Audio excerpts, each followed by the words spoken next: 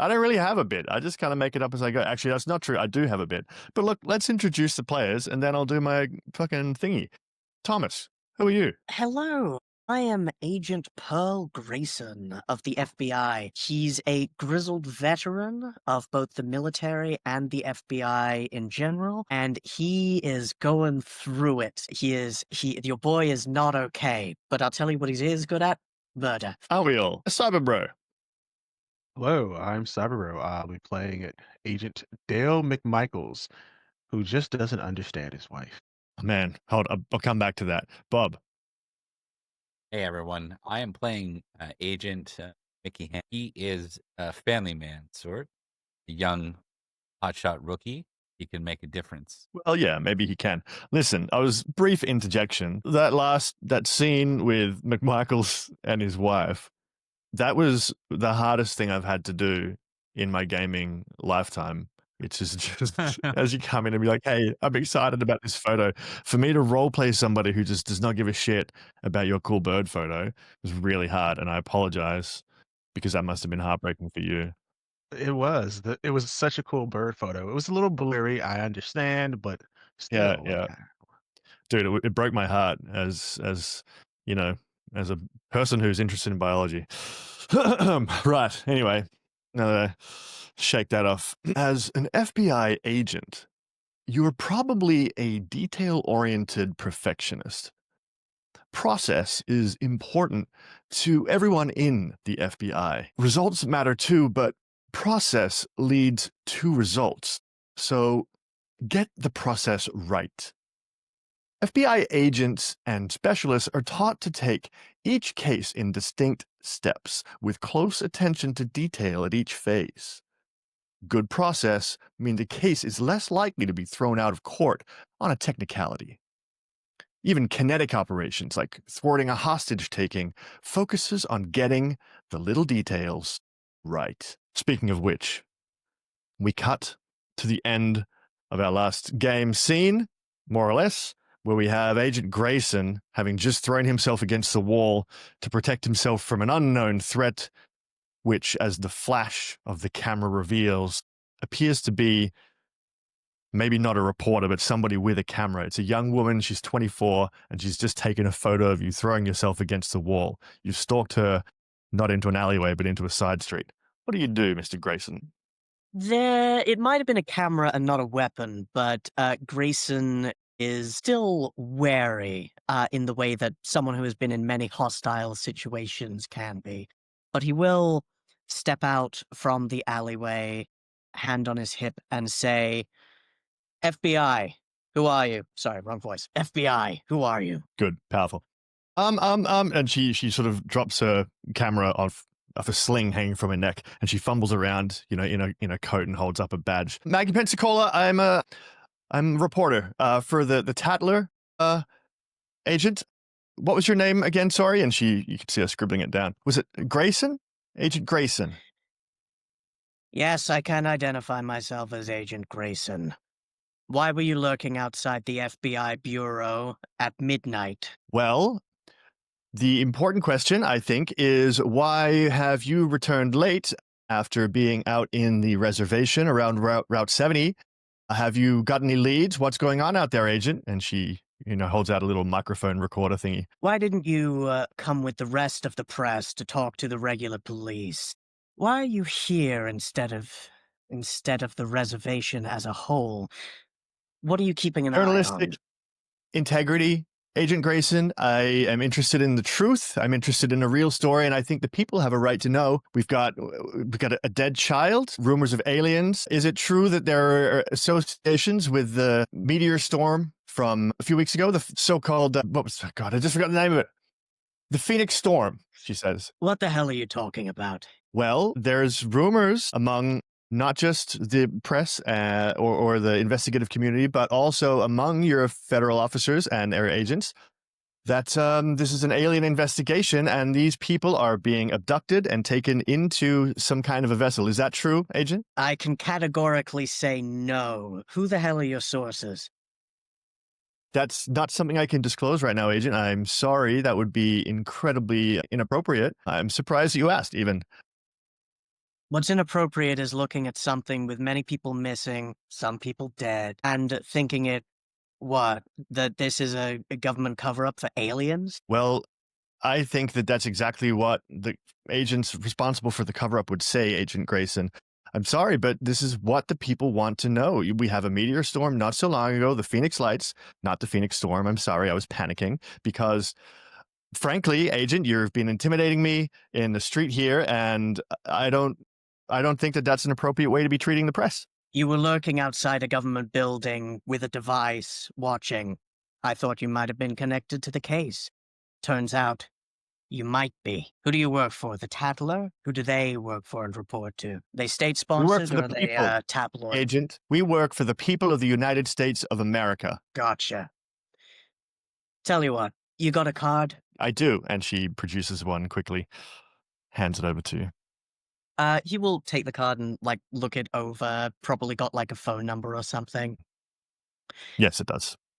Now, next time you want information, you can come to the press briefings like everyone else, unless for whatever reason you weren't invited because you're a tabloid organization. But if you do have any information, and he takes out his card and hands it to her, not the alien stuff, you can call me.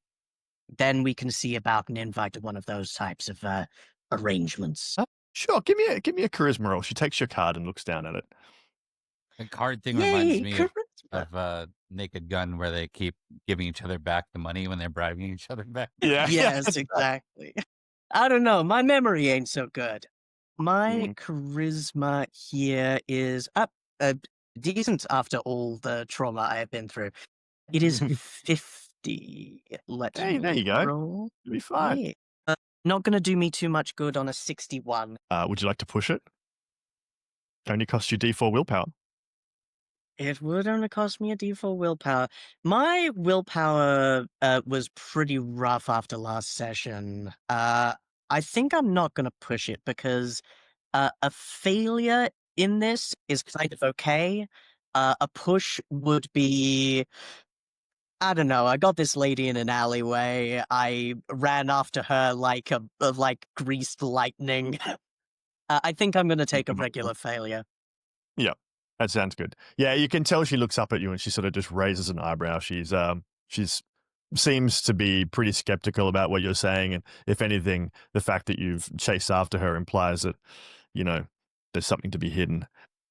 She puts your card away. She raises her camera and says, "One more for the road, Agent?" He gets a good photo of him looking very derisive. Yeah, good. She loves that. She takes a photo and she nods. "See you tomorrow, Agent," and she gives you like a little, faux salute.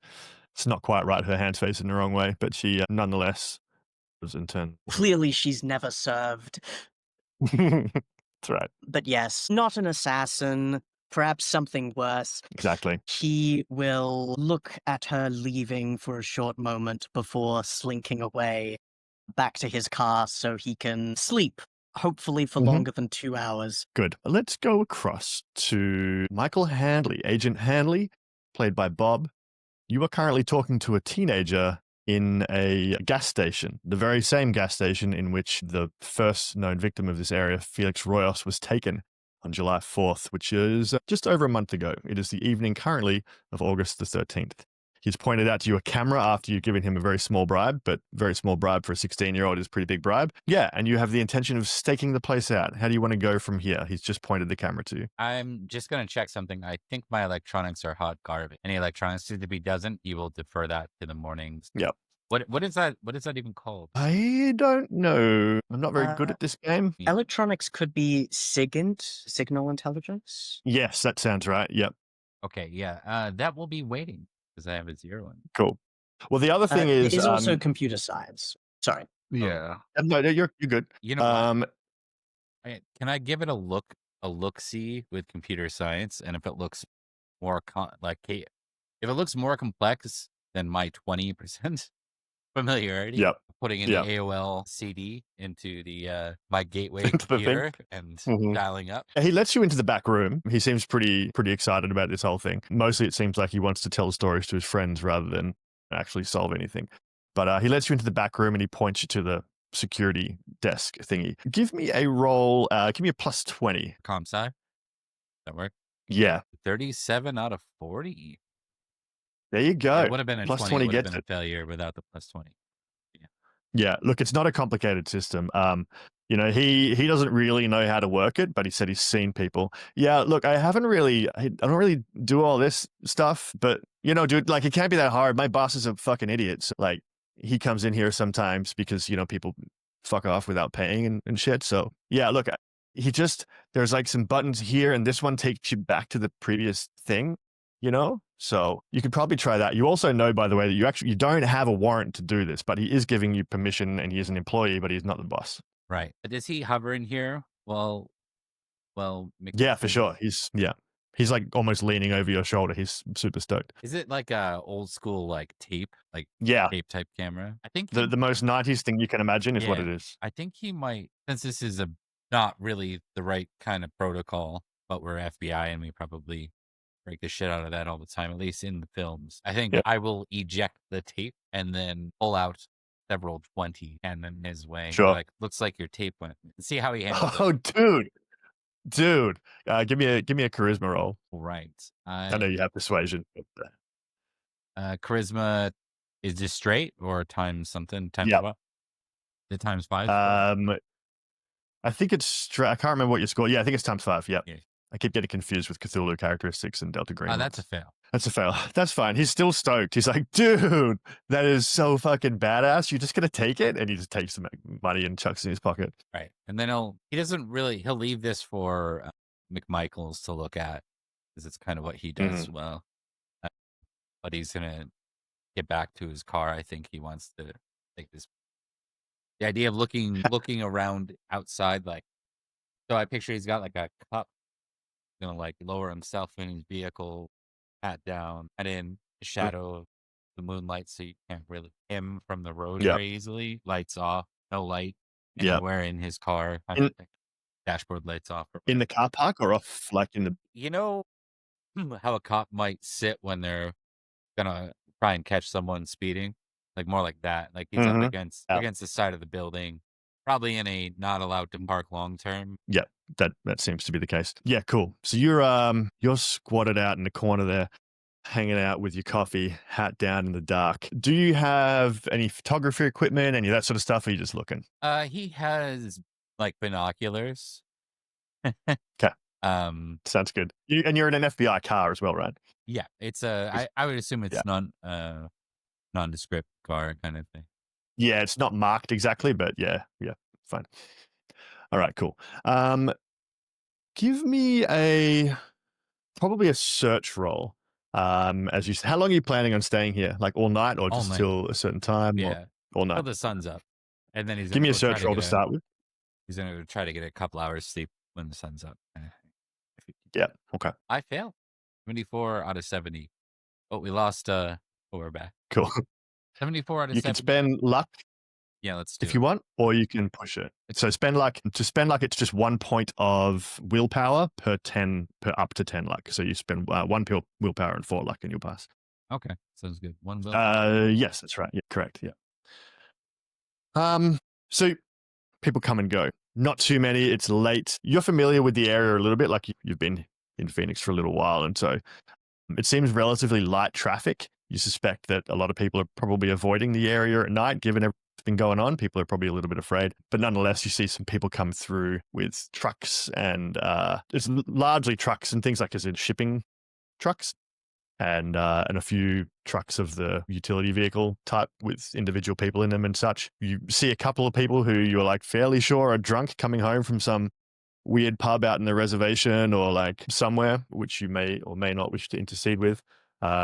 You see some, like, looks like an Apache guy, a native fella of some sort, a Native American. He's got, like tattoos and stuff, and he's really big. He looks like a Vietnam veteran or something. And you see a bunch of kids come through. There's heaps of strange stuff. Do any of those strike your fancy? Do you want to approach them? Do you want to give me an alertness roll as well? Fail the alert. That's fine. Yeah. Rolling really high. No, nothing. None of that sounds too abnormal. I mean, the drunk drivers are not his circus, not his monkey. kind of thing as much as he Yeah. hates it. Mhm. Um, Yeah, that makes sense. But you do get a bit of a sense of things with your good search. You notice that a lot of the regular vehicles in the area seem to be of the type that could match the tire tracks that you saw on the scene yesterday. So, just the presence of any old random four-wheel drive thing is not going to necessarily be a strong lead, just because those things are everywhere through here, apparently. But yeah, you see it's quieter than usual, and you see that there's just kind of general lawlessness to a degree. Like, people are pretty willing to be, break, I suppose, misdemeanor type level crimes. And there's, just sketchy people of all sorts, petty criminals and, I suppose, energetic youths and war veterans stumbling through the through the place. We'll come back to that, but we'll cut across to McMichaels. Your wife has just left to go out to the pub, and you're standing alone with your camera with your slightly blurry bird photos on it. What does the rest of your evening look like? I think, from my recollection, last episode, his wife left some food for him, so he's going to warm that up, and he's going to review bird facts. Good. So that's what he's going to do. Okay, the wife's gone, so I'll just warm up some food and look at bird books. Just sit there in the Mhm. living room and wait for her to come When home. the wife's away, the bird facts, the bird facts time.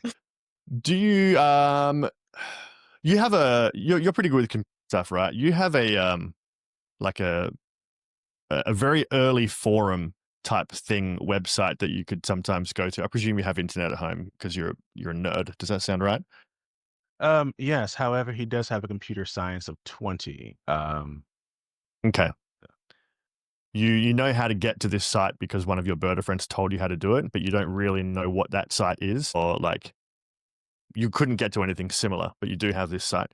You see a message board post that there's been a spotted owl, aka Strix occidentalis lucida. It's a federally listed owl, very rare, very endangered, and there's been a sighting of one tonight in the vicinity of the reservation, just sort of north of the road off a track. It's four-wheel drive access only. How far away is that? It is, so you're at home in Phoenix. It's probably about, it's about an hour and a half, 2 hours to get to the reservation in general. So maybe 3 hours to get to this particular location. It's, what is it now? 7 o'clock, 8 o'clock? Yeah, so that'll be late. I think he'll file that as things to do. Hopefully, when we get off early tomorrow at a reasonable time, he's going straight for that spotted owl location. But he marks that down as it's too late to go out. The wife's out. No problem. I'll enjoy my hungry man meal and just think of what could be. Cool. You head off to bed. We'll come back to Grayson. What does your evening look like? The evening is it's not as lively. He does not have a wife to go back to, whether frosty or otherwise, but he does have a dog who, when he comes back, he left like a lot of food out. Yes. Yeah, I get it, boy. And goes to like scratch behind the dog's ears. Rough day, rough night, and it's about to get rougher. Heh, rough. He says in the privacy of his own home. The dog licks your hand affectionately. Scratches under the chin. Really quick, because, well, Grayson probably doesn't have a computer because he's not an enormous nerd. But does he remember, like, the meteor shower that happened, like, 6 months ago? Or something like... Yeah, you would. what yeah. was... You may maybe you forgot it because you don't care about that kind of shit. But if you spend a little bit of time thinking about it, you remember it popping up on the news. It was a massive meteor shower. Let me get the. It was called the Phoenix Lights. I'm just going to try and find the date. This was actually it was March the 13th. You may remember your nightmare from the beginning of the episode. Yes, that's exactly what I and Grayson were thinking about. Because, like, the light streaking across the sky, it could have been like phosphorus lights, it could have been flares, but also, balloons. why would anyone like associate something like a phenomenon back in March with these murders? It's silly, but also silly enough that it's baffling, which gets it to stick in his mind. He resolves himself to look into it, at least in a half-hearted way, but not tonight. Tonight, it's pushing 1 a.m., and he has been keeping himself up exclusively through the use of stimulants. Unless he wants to steal cocaine from lockup or something, he's gotta get a good sleep in. Yep. That is a good point. Cool. Pondering this unusual event as your dog curls up next to you, finally glad to have some company. He is allowed on the bed. What a good boy. You get to sleep. And we cut back to Agent Handley. In the early hours of the morning, it's not sunrise, but maybe about first light. You see a trucker coming through, he hops down from his big, massive, stupid truck, and he's got his big beer belly, and he comes sort of sidling over after he's come out with some... Do people eat sausage rolls in the United States? Probably not. What do you guys get from truck stops if you're a truckie? You don't eat pies, you don't eat sausage rolls, I guess. Jerky. Yeah. There you go. I'd probably get like a burrito that's been there for burrito. 2.5 days, Microwave burrito. Yeah. Hot Yeah, dog. so he's got 4 of them and a coffee. And he comes sidling over toward your car, real slow, like, he's got a bit of a limp. And then if you don't say anything before he gets to you, he kind of just taps on the window. Yeah, maybe I don't notice him until it's kind of like he's right there, and I kind of register him in my best shape after. Yeah, give me what would it be? I suppose some kind of a roll, maybe a constitution roll. That doesn't really sound right. Maybe just give me a willpower times 5 roll to see if you have been drifting off at all. Yeah, he fails a little bit. Yeah, so you're kind of like half drifting off, and you're having weird dreams, and it's sort of been hard to. Well, not hard to stay awake, largely because you've probably got these images of this girl that you saw yesterday keep popping up and, traumatically shuddering you, sweating awake in your car every time you drift off. But this time you hear that as he knocks on your window, you kind of start awake. Oh, look at the guy, just a measure, see how big he is, how much threat he is, and a threat assessment generally. Sure, yeah. He's pretty big, but he looks, like he's been eating a lot for too long, and he's got an old injury, and he's been sitting in a truck for about 25 years. I think he always just has, I think before he opens, he'll just make sure that the holster is open, and that his hand isn't too far away. And then I'll roll down the window just about. You all right, bud? Yeah, I'm fine. Let's get you out of here in these early hours of the morning, middle of nowhere. Rest. Yeah, long drive. Where are you headed? Phoenix. Oh, Phoenix. Not too far. You couldn't. It's only, hour and a half away, something like that? Didn't want to go all the way in, or you got nowhere to stay? I'm not from here. Visiting family, but a long drive. Oh, yeah. Yeah, well, know what that's like, he says, and he sort of nods his head over the truck. I ain't got family myself, but good if you do, I suppose. Pain in the ass sometimes, but is what it is, I guess. You want a burrito? I'm good. Thanks. He's pretty cold with the guy. They're good here. Yeah. All right, well, you stay safe. It ain't, I don't know if you've been paying attention to the news or whatever, but I heard this route here, 70 is, ain't a good time to be sitting around by yourself out in the middle of the dark like this, so maybe stay inside next time or something. Yeah, I want to do like a human int on this guy. See if this is really courteous or kind, or kind of like a bit of a... Yeah. Like... Your human's like 60, right? Yeah. Yeah, you don't need a roll. Yeah. He seems just like, legit concerned. I think he's kind of like a bit of a hospitality of the road type thing going on. You know what I mean? But yeah, he seems pretty legit. I think he would just say in turn, yeah, I heard awful stuff. A bunch of people missing, right? Yeah, they got a little girl. So, I mean, you ain't so little, and you don't seem to be a girl to me, but, just stay safe, all right? Yeah, you too. All right. He says, he sort of, looks almost like he was going to say something else, but he just kind of shrugs and turns, and he'd kind of roll down the window as he starts to move away and say, sorry, I cut you off there. You were saying something? Yeah, he sort of stops and turns around and he goes, you ain't happen to looking into it or nothing, do you? He says, and he kind of like nods to your car. Just going to check in with protocol before I say anything. Would protocol be never to admit that? No, I think I actually don't know. Yeah. Why don't And not being cinematics? FBI myself. I meant more like for Yes. the cinematics of this. But Yeah. Look, I think in general, protocol for most things, if you're, your FBI, you've got a top secret clearance. In general, you wouldn't say anything about anything to anybody unless they specifically needed to know it, because it's just a good principle in general. So you probably would just be like, there's no reason to tell him that. So yeah. why do you know something? Well, no, I'm passing through. I don't really spend much time here, but I'm just saying that, like, we got a lot of truckers coming through here, so we got the CBs and all that. So I ain't heard nothing, but maybe something here. Somebody I could give you a call or something. Hear it on the radio, or I don't know. I don't feel right just driving off, leaving the kids lying behind dead in the road and all that. So Pull out like he'll pull out a card. They you hear anything on those CBs or anywhere else for that matter? You see anything weird? all right. He'll look to him and he'll just like appeal to his kind nature, as it seems. He'll say, "I had to look at that little girl. It wasn't pretty." Shit, you did better you than me. I know about all that. That's man. You gotta need some more medals or whatever they give you for that, because that ain't cool, man. Thank you for your service, officer. All right, you stay safe. I'll see you around. Take it easy. He nods and sidles back over to his truck. And you can see, if you're watching him, he gets into his truck and you can see he picks up the radio, presses it, says something, and puts it away. And then he kicks off his truck and starts driving.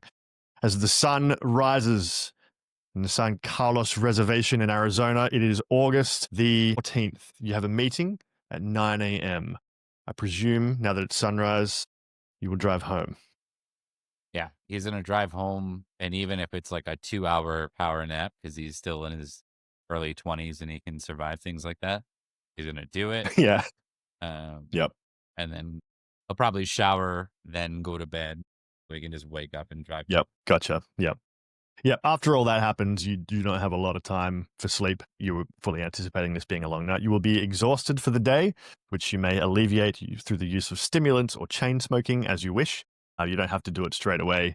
You can, start chain smoking whenever you feel like you might want your skills to be sharp, but you're certainly shattered come morning. I think as much as he hasn't gotten into substance use yet, he's probably got some caffeine pills that he had for studying through university. He's only used like twice. He kind of Yeah. This is exactly what I warned you about.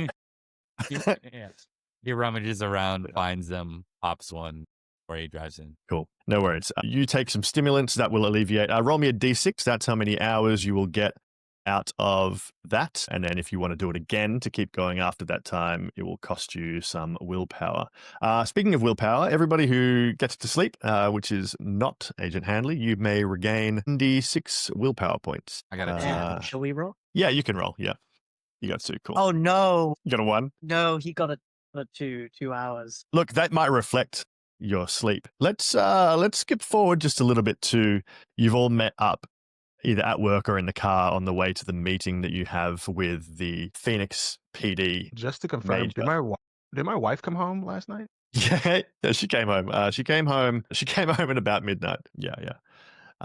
If anybody would like to have a little scene or whatever before that, feel free to take it. Otherwise, let's put you together in a car or something on your way to see the major of the police. Maybe you just didn't sleep, Grayson, because of the nightmares and things. Maybe this whole like Phoenix Lights thing was freaking you out or something. Maybe it was the dead half-eaten girl. Did you?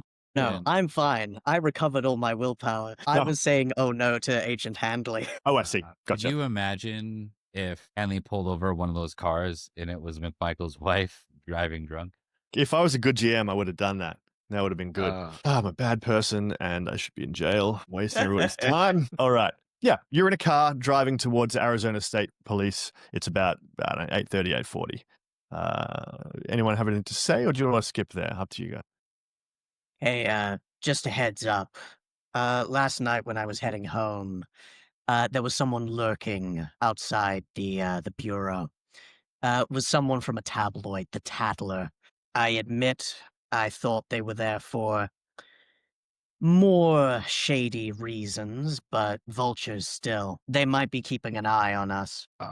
I think protocol is to give him the number to the press line. You didn't, Agent, you didn't say anything untoward to this person, did you? No, it, was instinct, perhaps. I thought they were a threat. I took cover, but that's about it. Nothing inappropriate, no violence towards them, nothing that's gonna get my badge taken away. We wouldn't want that. They seem to think this had something to do with aliens. Aliens. But that maybe Hanley Patently comes in ridiculous. and Hanley walks up to McMichaels, pulls out like a little mini tape like they use in security cameras and other things, and slides it on the desk your way Yeah. And then, thank you. What's this?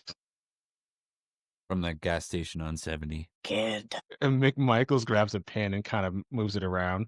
Do we have a warrant for this? I was given it. You were given it. He looks over at Grayson. It's not like we're going to be entering it into any court proceedings yet. And if it was given to him, then chain of evidence means that it was all right and legal. Was it the owner or was it someone else? Kid up front. All right, that's a little bit bad, but we might as well take a look at what's on it anyway. Can you make a copy and I can bring it back? Maybe Okie dokie. I can. I'll check it out. No problem. How long were you out there? Yeah. a little while. His eyes tell you the opposite. Is probably out there all night, given the sags under his eye. Yeah, you've got good humor. That kind of stuff was how I started. You end up losing sleep, you end up losing nights, you end up burning the candle at both ends to try and get it done. And in the end, you do as much, maybe a little bit more as the rest of the crew, and suddenly you're chain smoking just to stay awake. I wasn't going to sleep last night anyways. Yeah, I guess that's true. We'll take a look at what we found there, and then we'll see how quick we can get to the reservation. Once we meet with the major, we'll try and convene with Phoenix PD. Okie dokie. Let's check out the tape. McMichaels puts gloves on to pick up the tape to check it out. He does not want his fingerprints on that. Yeah, cool. So you can do that. So you go ahead, Thomas. Would it how long would it take to fully scrub and look through this thing? Probably as long as it was recording, right? So this is actually a question that McMichaels knows really well, because as a former kind of analyst, that was his job, was going through shit like this. So the field agent would usually, for this sort of thing, would collect the evidence, deliver it to the analysis team and whatever else, and then wait to hear back.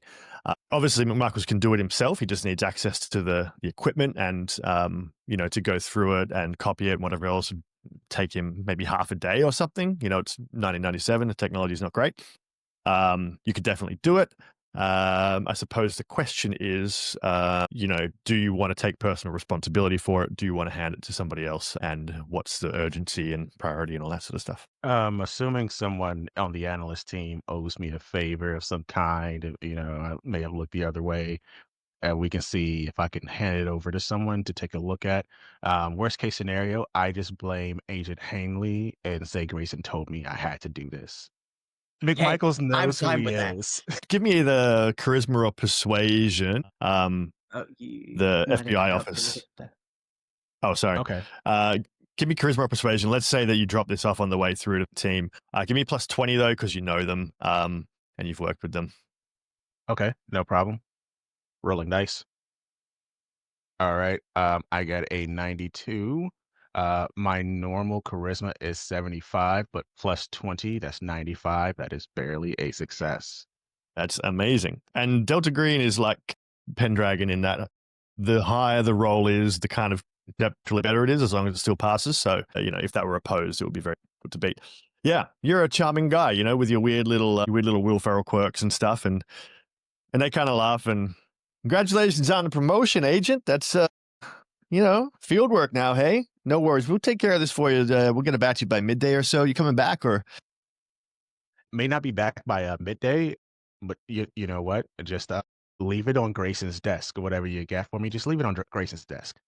Grayson's desk. No worries. We'll, you're going to be out in the reservation, so we're not going to be able to hit you with the phone, eh? All right. No worries. We'll, Grayson's desk. You head off onward to the Phoenix PD from the FBI headquarters. And today's 10th, you can tell those of you who live in the area that humid. It's like almost 100% humidity by 9 a.m. starting to build up. Those of you who are familiar will know that there is probably a thunderstorm brewing. Who knows how that's going to play out, but that is certainly the read that you get. Anyone want to do anything else before you're at the meeting? I don't think so. Not Grayson.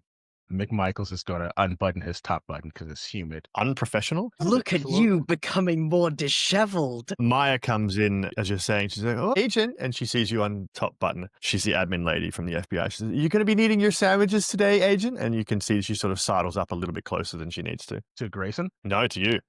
To me? Yes. Thank you. Didn't have any leftovers from dinner last night, so thank you. Okay, no worries. Well, we'll have them ready for you by lunch. No worries at all. Have a good day. All right. Who's in the room when that happened? You can be. Yeah, presumably you would be. I think, Hanley walks over to McMichaels, kind of pats him on the shoulder and says, "You're a married man. Careful with that one." It's just a sandwich. She gives everybody sandwiches. Didn't get everyone sandwiches like that. He doesn't know what situation he's in. He's just, what? He's not going to, like, belabor it at that point. Like, he's not trying to actually give Yeah. Poking him a little bit. You get to the meeting. You are at the Arizona State Police headquarters, which is still within Phoenix, and they've got like a little meeting room. It looks pretty old school. Everybody is sweating. There is an air conditioning unit, but it is broken. Within the room, there is Major Frank Garrett, and there's another officer who is introduced to you as Officer Reynolds. Officer Reynolds is taking notes for the meeting, and there is also another man. He has a patch of the Apache Tribal Police on his shoulder. "Agents, welcome to Arizona PD," says the major, and he stands up. He's got a cowboy hat on. It's probably a little too big. And as he says this, he puts his boot up on a chair and kind of power stances a little bit, tips his hat a little, and then reaches out to give you a handshake. Good to be here. He like accepts the handshake very heartily. There's definitely a little bit of like a macho who can squeeze the hand. Yeah. Give me a strength roll. Fuck you. Let's do it. My strength is 70. My roll is 39.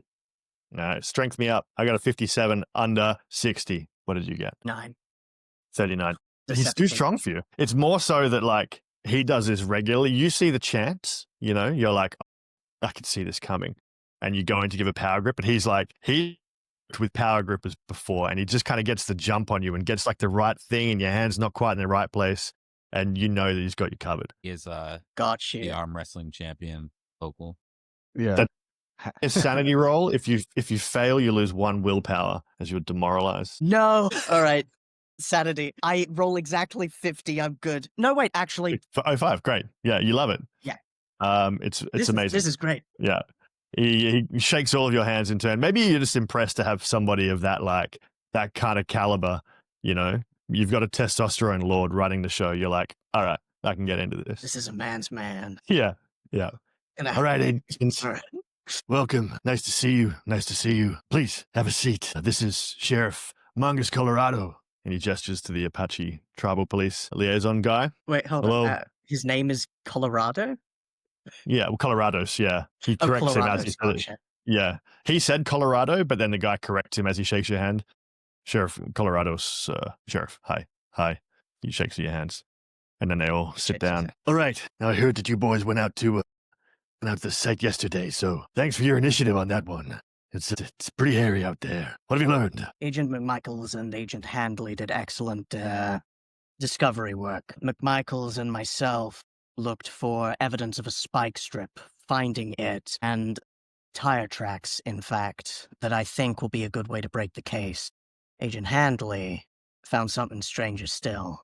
I'll let him fill in the details. We went and took a look at the victim. Teeth marks, remnants, or With like some kind of somebody made teeth out of metal or something? talking perhaps some kind of cannibal. Mother of God. You can see that he sort of sits there for a minute and like blanks out. He takes his hat off and kind of like with a shaking hand puts it on the table, and like his fingers start, drumming really quickly. Like that information has rattled him a little bit, you can tell. We got cannibals in Arizona? At the very least. Confirmed, but it looks Shit. that way. All right, you told anybody else this yet? We kept it mum, though the cops at the scene likely know. They also had some additional forensic information, also found by Handley, an unknown substance. Reynolds leans over to the major and she says, Major, they passed on that evidence. You may recall from the briefing that those evidence are being processed now. He goes, oh yeah, for sure. All right, we got the tire tracks and this trap that you said and all the weird forensic shit. Yeah. All right, good. Fuck. Keep this under wraps, boys. We don't want word of cannibals getting out if we can avoid it. All right? Yeah. You don't have to tell us that. Before we keep going with the conversation, I'd just like to say on behalf of the FBI that we're very aware about our position here. We're here to assist, and we're here to offer what help we can, but this investigation is yours unless you choose to give it to us. He nods, and those of you with human age of 60, which is all of you, I'm pretty sure, you can all see that Colorado's has been standing. He's got like a pretty casual stance to him, but you can tell that there's a bit of tension in it, and his eyes have been moving between you, kind of sizing you up and such through this conversation. And as you say that, you can see him kind of, his shoulders drop a little bit, and you can tell that relaxes him, and he sort of glances to the major and, almost subconsciously kind of nods approval. Yay! And the major says, good. Gestures to his right. This is the sheriff, as I said. Mongus, Colorado. Again, misses the S. And he says, he's with the Apache tribal police. Now, you need to do anything with them, you talk to this man. He's a good man. Situation could be little... Understandably, they have a troubled relationship with authority, so... You go through him if you need anything, okay? Understood. There's a knock at the door at this moment. He says, hold on. And then he looks to McMichaels and says, you got anything before I deal with this? He stammers a little bit. No, I believe Agent Grayson and Handley gave over the relevant details. Any details that they've turned over came from me. Good man. I see you bought a nerd, he says, and he points at McMichaels whilst looking at Grayson. McMichaels visibly shrinks a little bit. No, son. Michael's It wasn't an valued insult. asset. That's right. We need nerds as much as we need anybody else, so you don't feel lesser. Not in this PD. Come in, he says. The door opens and you see somebody in what you recognize to be the uniform of an office person / data analyst. Major, sir, is this a good time? The info pertaining to this case, he says, and he looks around at all of you, and the major looks at you all for approval. Go ahead. What is it? We've just we haven't finished the analysis, sir, but we got some strange hits on this on these forensics here. Well, let's start with the simple thing first. We've got the list of vehicles here, which are a valid list of candidates for the tracks that you saw. Look, people make modifications, that sort of thing. We got some strange vehicles out here in the reservation. Could be something else, but assuming standard arrangements, here's the list, and he hands a trap that you described. We don't have anything on that. Haven't seen anything quite like that before, but and yeah, you can tell he's a little bit. Well, let me just read this, and he pulls it out, and he says the Boffins have said molecular structure does not match known chemical structures of known materials, he says, and he looks up with a raised eyebrow. What's that supposed to mean? Yeah, I'm not sure, sir. Maybe this is just initial. He sort of starts to look a bit worried at his lack of information. It's just initial information. I'm not sure what that means, sir. Can I roll forensics to kind of discern what's being said, kind of translate from one nerd to another? Yeah, he hands you the list. What's your forensics? My forensics is 50. Yeah, okay. Roll it, but I'll give you 50 is pretty good. Let me know what you roll after I finish this little description. It's talking specifically about the fluid, that sort of strange silvery fluid that was found at some of the needle sites. Like it was just microscopic almost, and it was only because of Handley's incredible eye that you could see this. All right. I rolled a 42. Great. Yeah. So the description of it is a lot of it is kind of normal. You know, they're talking about the injury sort of stuff from the photos that you've sent through, and about those specific things that the PD didn't pick up already, the needle holes and the human like teeth marks, I suppose. But what catches your eye is this, the chemical analysis, and it hasn't been completed yet. As you said, they're still looking at the proper chemical analysis, but just from microscopic analysis, you know, and some histology and such, it's describing, the words are kind of a little bit ambiguous, which you think is deliberate because you think they don't know what the fuck they're looking at. You know, everything else is written with a degree of precision and professionalism and accuracy. But when it gets to this section, it's written with a bunch of flowery words. But the short of it is they say, we don't know what this is. And that's unusual because like there's only so many ways that you can arrange shit, you know, at a sort of, in terms of matter.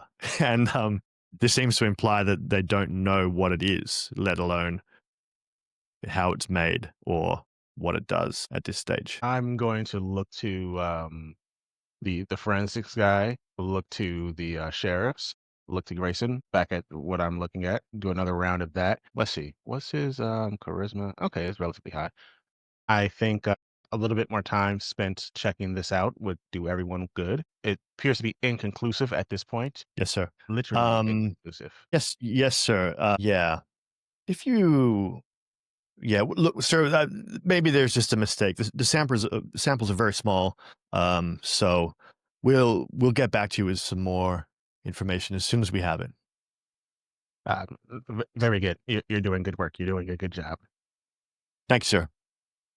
And he looks around and nods and will leave unless anybody stops him. Well, that just means it isn't a standard, like, sedative or venom or something. Might be something that was synthesized or made. Probably not any kind of chloroform or benzo. Still, Sheriff Colorado's, I wanted to ask, have any of these types of vehicles, and he goes to the list, been identified or used in any violent crimes around the reservation? Or, well, are there any crimes of a nature that's profoundly bad that have been unreported outside of State Route 70?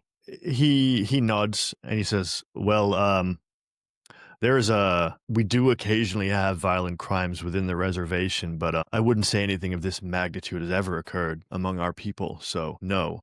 But do any of these vehicles match previous crimes? Of course, I think that most of these vehicles probably match just about everything that most people own out here, those of them who have vehicles, that is.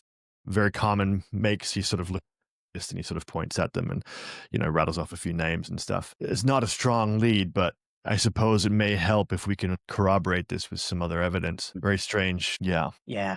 I guess if any kind of vehicle used in this crime, the main thing that will, well, jump out at us is the presence of, well, the other ancillary crimes, the kidnappings, or it being in a place it shouldn't. We'll probably have to keep looking, but it's still good to know. He nods. The major sort of looks around. Any questions? Any concerns, agents? Can we take a look at the evidence from the other crime scenes? I believe there were, hold on a second, I count 4, because we looked at the Vanels one, right? Yeah. Yeah, he says it's all in the impound at the moment, but it's in Phoenix or the evidence locker, but it's not really too much to make heads or tails of. We got the fisherman's gear, tourist gear, but forensics haven't found anything, so. But you're welcome. If you're interested in, well, the crime scenes of any kind, we've had a few storms, but looks like there's another big one coming, so, you know, he just kind of shrugs. All right, and he sort of points to Reynolds. Take him to the evidence locker. I gotta get back under this CSS chemicals case. You all good, agents? He sort of points. Good for now. Good as we can be, yeah. Though he does, yeah. He looks to the rest of his companions. All right. And he sort of takes off his hat, checks it for no particular reason that you can tell, and then like sort of spins it and flicks it back onto his head and just sort of flicks the peak. Back to work. And he nods to everybody and sort of, you can see on his hip, instead of having like a Beretta or whatever, he's got, you know, a 6-shooter, like a 45 Colt 6-shooter. It could be like 100 years old, this pistol, but it's really, really shiny. It's a His boots man's clink. man. His spurs clink as he walks out of the room, leaving Reynolds to take you to the evidence locker. Evidence locker is not much use, unfortunately. You have good forensics rolls. Give me forensics rolls anyway if you like to spend a bit of time on it. But from the initial analysis, it looks like the forensics team have done a pretty good job, and there's just nothing really there. The fingerprints don't have anything that, like, they have fingerprints on some stuff, but they don't have bodies, and they don't have, suspects or anything to match them with. So there are fingerprints, but nothing that you can really work with. And I got yeah. a 26 out of 50. Yeah, cool. Really, that just confirms after you spend a bit of time that from the paperwork that they've processed, which is attached to all these things, it takes you, probably a couple of hours to go through it.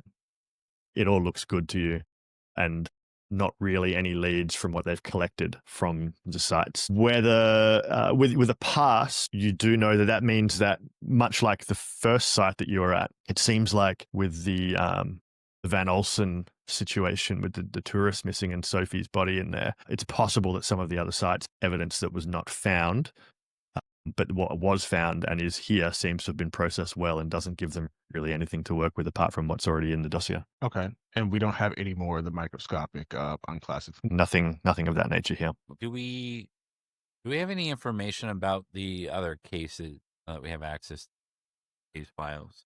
Like, there's the two locals, Ed Stoles, Chris Martin, who went missing. Yep. It's not Mhm. clear. It says they go fishing once a month at the reservoir, but it doesn't say when they were last sighted or where they were supposed to be heading when they went missing. That information that's in the file. If not, maybe we can hunt that. Yeah, that's easy. In that particular case, they were, they told their families and friends and whatever else and stuff. It's pretty well known that, they go out, on a bit of a schedule. So they went out fishing, and, at their fishing camp was where this evidence that you currently found has been located. There doesn't seem to be a vehicle here that they drove out here. Their vehicle is missing. But yes, it seems like they came out to their normal fishing spot at their normal time. People became worried because they didn't come back. Police went out, found the camp abandoned, found this stuff lying around, didn't find their car, didn't find any bodies. The vehicle. Sorry.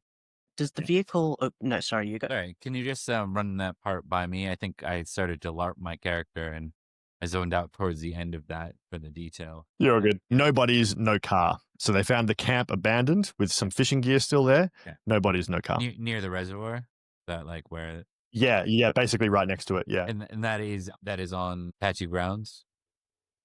Yes, that's right.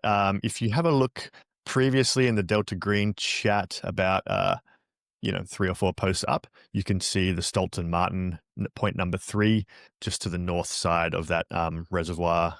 Right, we have a map. Little finger. Yeah. I have a brief question. The vehicle that was missing, Yes. would the tire tracks match would the vehicle type match the standard list of vehicles that have that type of tire track? Yeah. You can find out what vehicle they, did drive out here based on the fact that it's missing. And Yeah. it doesn't match the vehicles that are on the list. Gotcha. I think Grayson will say, yeah, unless we're going to look at any of the crime scenes and try and find something that other people missed, I don't think we're going to find too much more here. Is it just the agents together right now, or are there other interlopers around? Yeah, you got you have Reynolds. Sergeant Reynolds is here as well. She's just standing around. She was taking notes in the meeting, and she's taken you to the evidence locker. Sergeant, could you give us a moment so I can talk to my colleagues? Of course. And she steps out without any trouble. Good. So, point of order. When I say that the forensics on what Hanley found was inconclusive, they don't know what it is, and there's only so many things that things can be. Obviously, it could be an issue with their machinery, the issue with whatever they're using to test.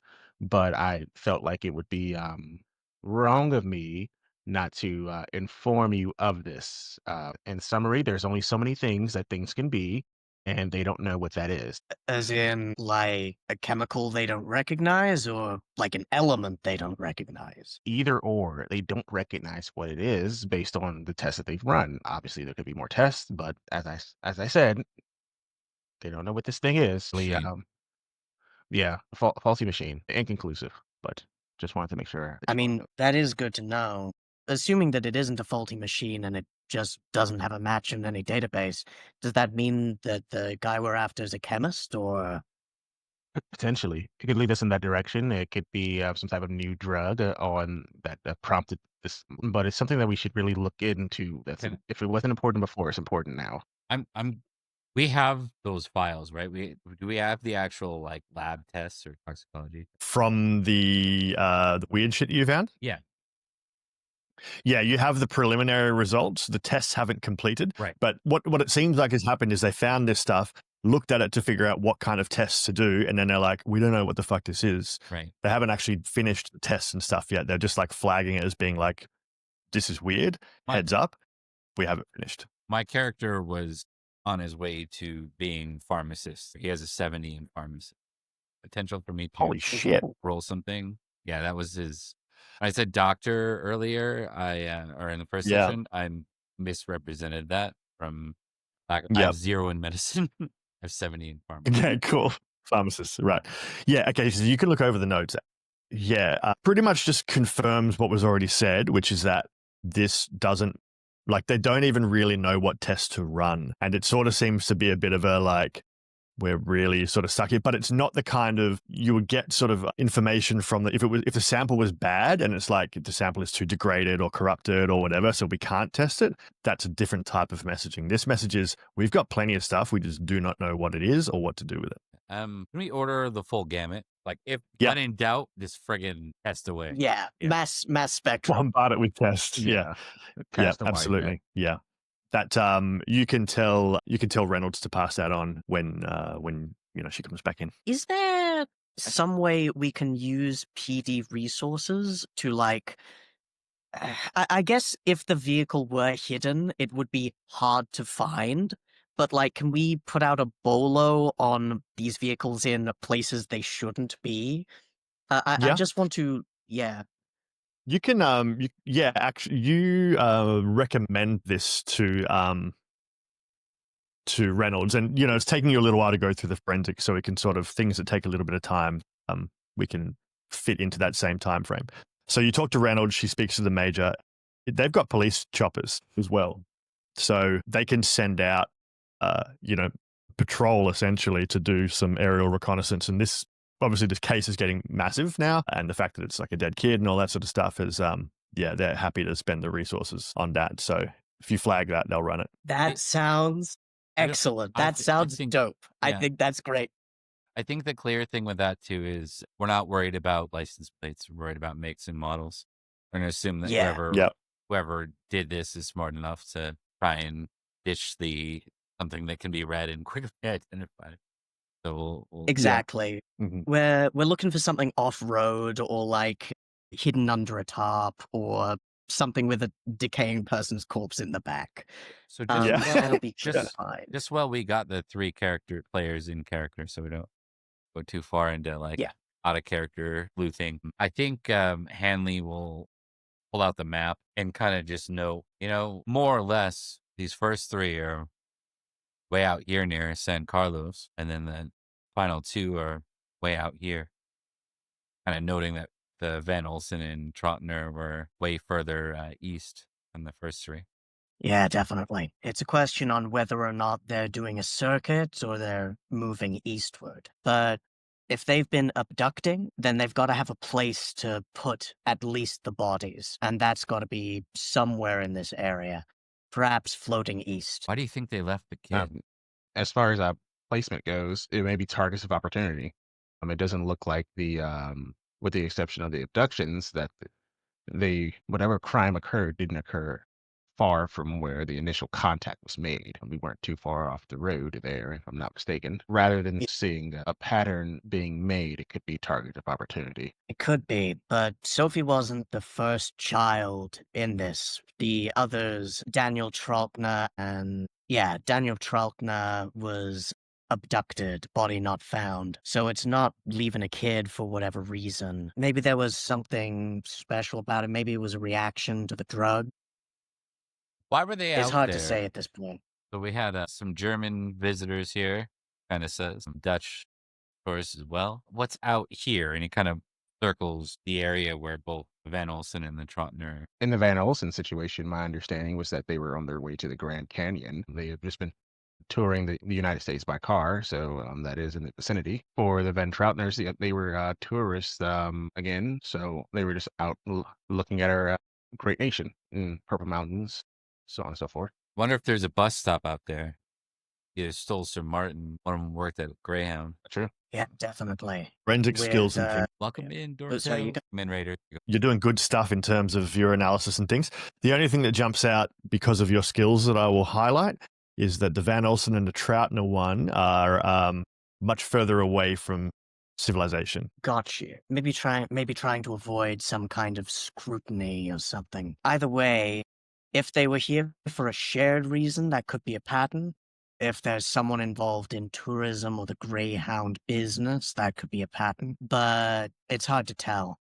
They've clearly got a vehicle, and they have to be local unless they're passing off to an organization or something. And I'm going to be honest, if they're organized, they're not going to do what they did to that little girl. There's some desperation. Maybe they're looking for something, or they need to fill a quota or something. It's impossible to say at this point. We just know that they got to go down. Do we know how the Trotners were traveling? In what way? Vehicle method. They had a rental car and it was found abandoned at the location marked on the map. Do we have that vehicle in the lockup, and we didn't find In the anything impound. important on it? Yeah, that's right. Signs of tire spikes, same kind of thing. Yeah. If you, again, you've been here for a couple of hours doing, analyzing this stuff, so you can make some phone calls. Yeah, and if you get somebody to check, they can identify that, yeah, similar, almost imperceptible damage to the tires of the Troutner vehicle. Correct. There's a pattern right there. Yeah. This type of thing, it doesn't come easy. You gotta know how to work the material in the right way. I've known some people who have made improvised tire strips. Hard stuff to beat APCs, but it's not amateur work. Maybe Right. someone out here is a survivalist, or I say we look into each of these places, even if it takes us a while. Wherever they work, not much of a crime scene left on Trotner, and we already got a good look at Van Olsen's crime scene. I think we should take a stop by the reservoir, see if they missed anything. I think we should stop by each of their places of work. If there's anything out of the ordinary. I agree, especially before the storm. Also, before the storm, if the choppers find anything, they'll hopefully let us know about what they find. If they do find something more recent, we should check it out. All right. Instincts. Let's montage. Maybe we'll have our first little break. You sort of pack up your things. You've made these phone calls. You've got a plan of attack. And as you're heading out to get to your vehicles to drive to whichever location you wish to go to first, Grayson, your phone starts to ring, and we will answer that call after this short break. We'll be right back. Thanks a little for bit. those who just rated in. We are playing Delta Green Puppet Shows and Shadow Plays, our second and third. So stick around. We'll be back in 5 minutes. Investigate. Totally normal one. Woo! Very. Hi, we're back. We got people. So, Grayson, as you're leaving the forensics locker, the evidence locker at Arizona PD, your phone starts to ring. That's your ringtone. He takes the satellite phone from his jacket pocket, putting it up to his ear, like flicking it out with one hand in a smooth motion. Says, "Agent Grayson." Grayson, your boss. He quickly runs through his mind and goes, "Oh shit, what did I do?" "Hobson, good to hear from you. Everything all right?" Yeah, except for this fucking newspaper article in a tattle. What's you ducking around alleyways looking all weird and shit? I thought I told you to stay off the fucking papers. I tried to stay off the papers. This lady was lurking outside the bureau at 1 a.m. Thought she looked suspicious. She took out a device. I took cover. Device was a camera. Fucking Grayson. All right, listen, you watched that new South Hey. Park show yesterday? No, I didn't. What happened there? Good. Fucking abominable. It's disrespect to America. Anyway, look, I just got a weird phone call. Fucking CDC contacted the NSA. They spoke to the brass. And nobody listening to nothing. No, not right now. And he'll like slink away a little away from people, keeping his voice lower. Yeah. Like people within 10 feet can hear just because Hobson's like yelling all the time because he's got hearing damage. Yeah. Indeed. All right. Fucking from the top, unofficial, okay? You didn't hear this shit from me. Scrub the fucking phone records and shit. You're unleashed on this one, okay? Force, whoever this motherfucker is, put him down, okay? Find a reason to make it legal. This is from the top, from these fucking NSA, whatever. All right? Your reports submitted by hand only. Handwritten. Do not transmit shit. Okay? I don't want to hear nothing over the phone anymore. I don't want your facts and stuff. All right? They got a note here as well. It says no photographs. Okay? No photos, no drawings. You write everything down. See? Text only. Handwritten. All right? Fuck this guy up. Do not. Serious stuff. Why is the CDC getting involved? Or is this about I don't your fucking know. too? Look, I don't know what's going on, okay? Something's been flagged somewhere. I don't know who found out or said shit, but that's what they're telling me, okay? This is on the down low. We're not doing FBI shit. You know, like, you're gonna be fucking great at this. I don't want you to send me anything except what you need to make me be able to tell them people that we killed the fucking perp and it was all above board, okay? So you've made me the happiest agent in the FBI. Yeah, well, I'm fucking worried, okay? So don't fuck around out there, okay? Don't worry, I'll take it seriously. This, combined with what we found, it's dark. I won't say I tell you, they're anything more making over me the phone. retire next year. Yeah, I heard. It's fucked. Okay, I want to retire It with a is good, fucked. shiny record. I'll try my best, sir. No more fucking photographs on the newspaper, Grayson. I'll try. Don't fucking try. Just get it done. He hangs up. Putting the antenna back into the pocket. And I think, yeah, he will go and talk to McMichaels and Hanley, and voice low, he's gonna say, so, good news and bad news. Bad news is, oh yeah, everything's good, more or less. The bad news is that we've got eyes on this from way, way high up. Whatever they were looking into, probably with either something they found in the body or the chemicals, it triggered the CDC, which triggered the NSA, which means that our boss was told to tell us to keep everything off books. All force authorized. We find the person, we gun him down. But we gotta keep things off the record as much as we can. We hand things into, what's his name? We hand things into Hobson and we hand it in directly. The CDC. He pulls out gloves and he starts to put the gloves on very quickly. He fumbles with the gloves. Just Yeah. He looks around very worried. Now, what this means, I don't know. But what I do know is that something in it was flagged and it went straight up to the federal level. Something's going on. What it is, I can't say. But all force authorized. If we head back to Phoenix, we're gonna get what gear we can, but I think we should check out the crime scene first. Like you said, Hanley. We've got enough firepower in our vehicles to, if anything needs be done, to do it and do it quick. Well, we're going to check out a crime scene. We're not exactly expecting the perp to be sitting there waiting weeks later. I think that's a little overkill. Quite so. If we're going to the reservation, is that what you're talking about? Or, sorry, the reservoir, I meant to say? Yeah, check out the reservoir, check out any evidence that might have been missed before the storm hit. I'm just letting you guys know that, Hobson was worried. I'm worried too. I don't know where these orders come from, but, high enough to make a CSAC jump. I need to call my wife and let her know I'm probably going to be out late again. She said that. Good idea. You should do it here while we got signal. Okay. You can have So, my yeah. sandwich if it helps, he says with a smile. McMichael scuttles off to call his wife. Literally scuttles off. Yep. Hello. Darling, this is hello. How are you? Hello. I'm good. I'm working. Like we all do. Yep. Okay. I'm going to be working late again tonight. I just wanted to let you know. I know we spoke about that last night, and it's important that I inform you of these things. So I'm letting you know. I'm trying. I really am. Okay. Well, good. Thank you for letting me know, Dale. That's all I've ever asked. Okay, thanks. Good. And at this moment, it's almost getting close to lunchtime. Oh, no, damn it. You're not at the FBI office. I be here. Damn it. All right. Well, She followed us. she followed you with sandwiches. Yeah. Yeah. She says, okay, good. Well, I will be home on time. What time do you think you'll be back, honey? 6 p.m. Somewhere in the vicinity of 6 p.m. Could be later. I honestly don't know. All right. Well, I'll be making a cockatrice, which is your favorite. So please be yes, home on time. cockatrice. That's great. I love you. You too. Bye, Dale. Then he hangs up and he's smiles when he comes back. I'm having cockatrice tonight. Probably reheated cockatrice, but The hell's it that? would be pretty good. Delicious. Everyone looks at each other. Where would you like to drive, agents? I think, yeah, the reservoir Reservoir. seems like it might be a good place. Yeah. Cool. Yeah, it's so not crime too scene far. 3, right? Yep, roger that. You drive out.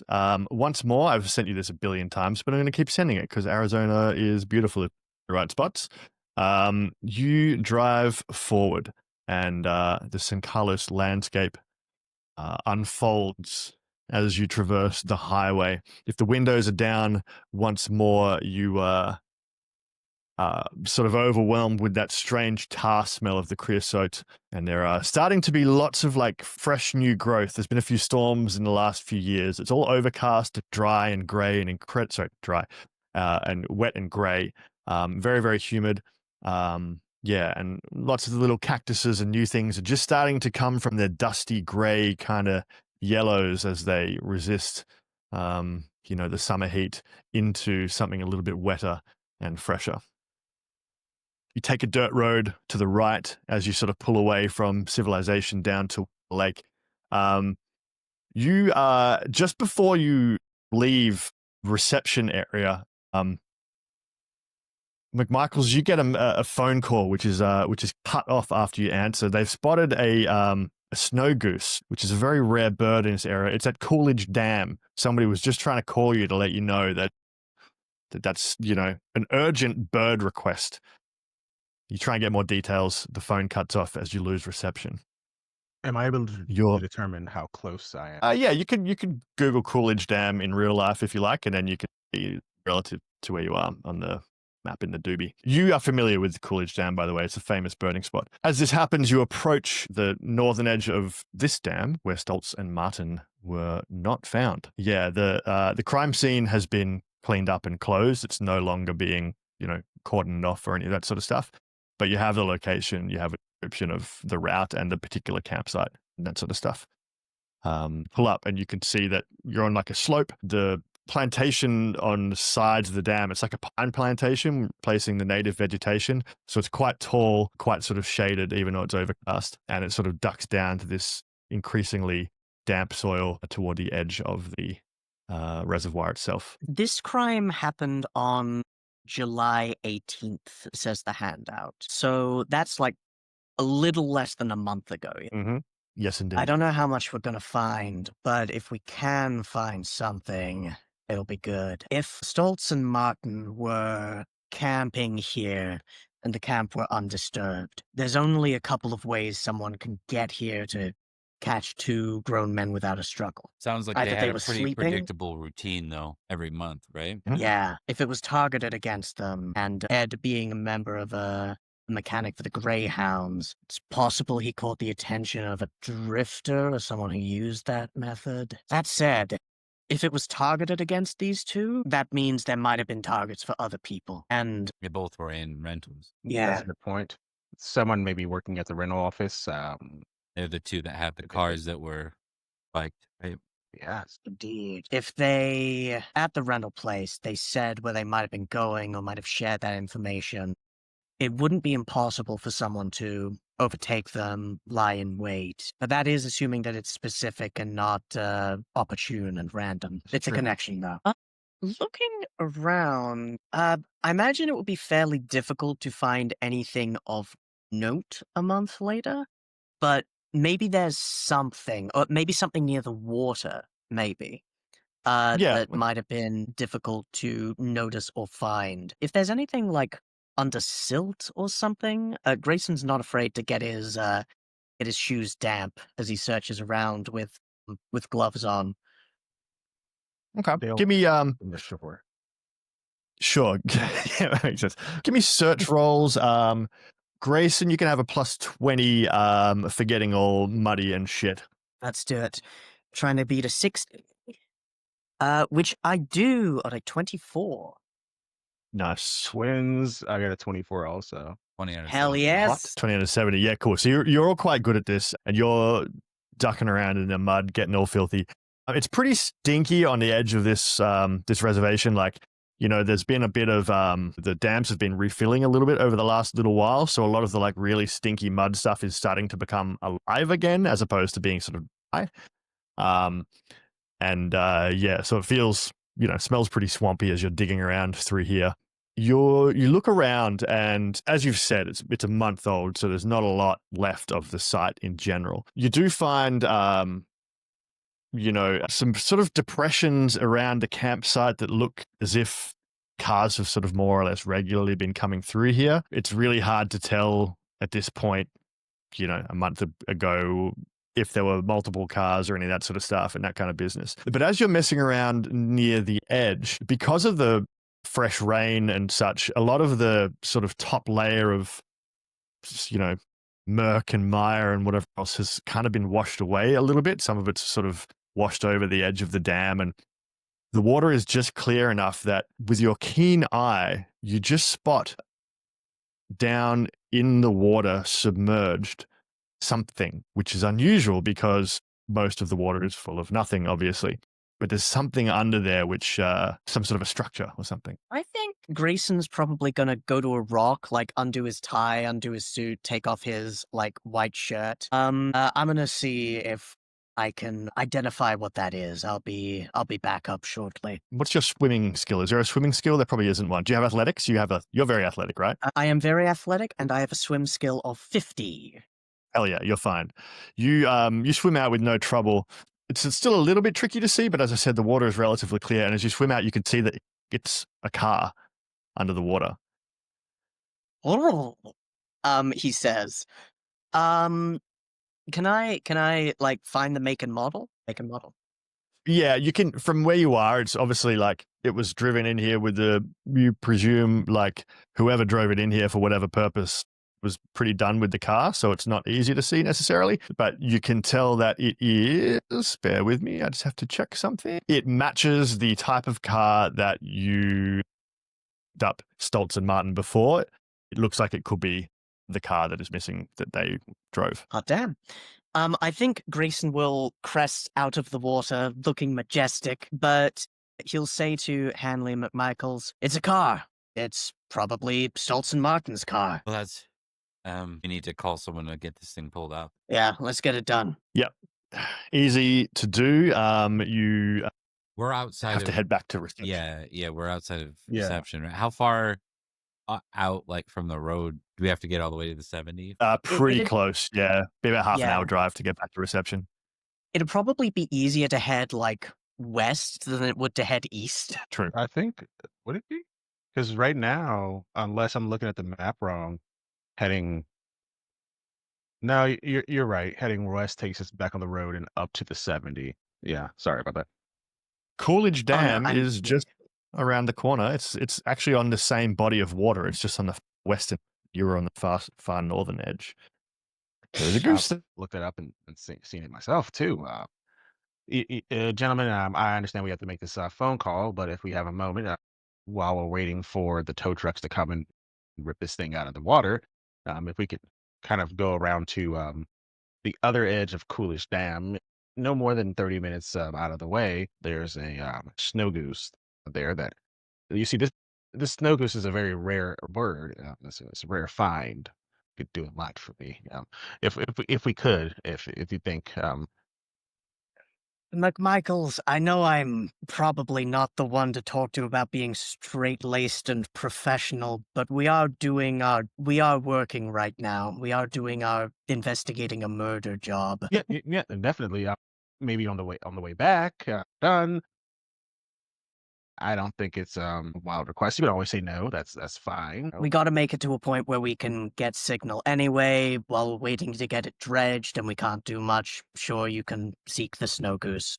We can even come with if there's nothing we need to do here. Great. And at that, McMichaels will start explaining what all the amazing facts about the snow goose. No, he tried to be nice, and now he's cursed for it. Okay, That's what happens. well, when we go to make the call, the other thing Hanley wants to make sure that we call back on is to find out we have information on where those two rental vehicles were rented from, to see if they were rented from the same. Yep, no worries. That all information is all easy to get. So it's getting B now. So you came in, took a few hours to analyze the forensics, a few hours to drive out. So it's probably like middle afternoon at this point. Your caffeine has definitely worn off by now, Hanley. If you have to make any rolls, it would be 20 unless you want to push it with willpower and take more drugs, which you are welcome to. Yep, let's do it. Cool. Drugs. 3. 3. No worries. You start to feel a little bit drained from the trying to stay focused all day, but nonetheless, you get a hold of these phone calls. You sit down. Grayson fucking stinks. He's covered in, swampy silt water. Even though he tried stomping up, he's just kind of now got this perpetual smell of, very alive mud and whatever seabirds, lake birds have been shitting in it for a century. The car is stinky. It's awful, but you get your information. The cars, the two rental vehicles were rented from different places, different states, in fact. So there doesn't seem to be a link there. Neither had did either have not Arizona. Did either have not Arizona plates? I think neither had Arizona plates. Yeah. You also get phone call while you're talking to the PD. They inform you. I won't go in. P will just keep it moving. They inform you that they've been looking out for vehicles in general, and that's triggered somebody to look for, like, through all the vehicles and whatever else. Somebody's done some good work, and they've identified an abandoned vehicle which doesn't match the vehicle that you're looking for, but it's an abandoned vehicle in the area, and they say that if you want to check it out, it perhaps wouldn't be too far out of your way. It's a Chevy Impala. It's at a motel not too far from up to the north there in that little township. What's the name of the motel? We'll check it out. The name of the Sorry. motel is it's got a British name. It's called the Duck and Pikeman. The Duck and Pikeman, I love it. Yep. Oh, it's nice. Bird thing. That's right. Because sometimes you gotta switch off about birds. His staycation honeymoons are always at that place. Everyone has their own vices. I'm not a man that drinks or smokes, but if birding is my vice, then I'll go to the gates and answer for it. When you put Cool. it that way, I understand. Other information that you get back from your various investigation, the analysis of the footage, they've made a copy of it. Did you want them to look at the footage as well, or just make a copy of it? I wanted them to just look at the footage. Okay. When McMichaels, not when Hanley and Grayson go down for this, I don't want to get any other people involved. Sure. They look at the footage and they describe a scene from the night of Royos's disappearance on July 4. The CCTV footage, which was for whatever reason not given to the police, or they didn't get it, or something of that nature. It was just one camera. It wasn't obvious to anybody, so it's possible that they just asked. The last time Royos was seen on this camera, he was working, obviously, much like the teen from before. A man pulls up, gets some fuel. He walks in to the pay station. He appears to be wearing a uniform of some sort. He has a mustache. And from what you can see, it's tricky because of the quality of the camera and that sort of stuff. He walks in, he talks to the Felix Royos briefly. He makes like a motion as if he's holding something up to show him something. And then he nods outside and points outside. And then he and Felix both walk outside of the view of the camera. And that is the last footage of Felix that exists. Maybe something to do with one of his arrests. Camille, Maybe. A Did they parole say officer. what kind of uniform? They didn't on the phone. Let me take a look back at Felix Arroyo's. Several arrests for possession of alcohol, minor. Yeah, Maybe a parole officer Could be. said he maybe. holds Once we get held a something up, right? So if he held something up, that could have been a badge. He was holding up a could have gun. been. You don't just randomly wave things at people unless you're trying to identify yourself or threaten them. Definitely. If it was a gun, they Yeah. would show over the phone, though. I would assume probably That- for me. Well, if they could tell. I imagine so too. Yeah. True, if they could tell. We'll take a look at the footage ourselves when we get back, but this is good stuff. Good looking out, Hanley, and thanks to your people, McMichaels. Thank you. He smiles. That being said, yeah, if that's the last time that he was seen on that camera, that person in uniform might be easy to track him down, assuming they were, well, to use a term somewhat incorrectly, on the reservation. Essentially. But they're in uniform. There's only so many places that they could actually work for. Postal officer, a bus driver, so on and so forth. Greyhound bus driver. Yeah. What was Maybe. we got a make and model on that car or vehicle at the abandoned one. no the one that Yes. was on the camera when you pulled up the gentleman. Yes. Like a truck or a car, or I assume car. Oh yeah. The camera doesn't show the car. It shows the inside of the thing mostly and a little bit of the outside, but yeah, it doesn't show the car properly in enough detail. Just looking for like, is it a truck? Is it a car? Is it a big semi? Is it? Yeah, no, the car's just out of shot. With your very good law skills and whatever else, you have a timestamp of the camera. You could try and did he pay? Yes, the person paid on the camera, so you could see what was pumped just before that, that timestamp, and that could, based on the records of the Bowsers and things. And that could give you an indication of what type of fuel the vehicle was using, at least. Yeah, definitely. Yeah. Big difference between things that take premium and diesel. Yeah. All right. With that in mind, I've called the people. They should be bringing in the necessary equipment to dredge out the car. Now, Do you want to wait while that happens there, or do you want to do something else and come back? I think McMichaels really wants to see that bird, but also now we know about the abandoned Chevy Impala. McMichaels, I could really use your expertise in looking at the crime scene up there. It shouldn't be too long, and when we come back, you can absolutely look at the spotted owl near the dam. It's not. It was the snow goose. It wasn't a spotted owl. A spotted owl is a different gene. It's a bird. The snow goose. The snow goose is the type of waterfowl. Okay. Yes. All right. I say we go up to the duck and pike man, and doesn't that name just taunt McMichaels as we maybe take a look at the abandoned Chevy Impala before heading back? Because we could do that and then come back and do the most bang for our buck. You drive toward the Duck and Pikeman, where apparently there is a Chevy Impala waiting for you. As you're driving, Handley phone. Same ringtone. What's going on with you, FBI guys? Yeah, Hanley will answer. Your first name is Michael, right? Yeah. Hello, Michael. Hi, it's God damn it! What is the name of the church guy that you have as your bond, or the churches? You don't have a name for your church guy, do you? Just church. It wasn't a person. It was the kind of. Hi, Michael. It's Cody Spencer here from fucking Arizona Church. I'm not religious. He says the cool name. It's by the way, it's like a Catholic church we established. So it'd be like a deacon or like a reverend or something, or deacon or priest, Sure. father or deacon. All right, he could be deacon. Deacon Spencer. Hi, Michael. How are you? I'm all right, deacon. Well, all right is sometimes all that our Lord will give us, but we can get through these challenges with the guidance and grace of our Lord. Speaking of which, Michael, we've had an idea. We have a little celebration happening on church this Sunday, just after the regular Mass. Is that what they do? We were wondering, you're a little bit of an inspiration among our parish. Is that the word? We were just hoping maybe you could prepare a little presentation for the youths of Arizona. We're going to have a lot of... I we lost just that figured whole somebody part right with... there.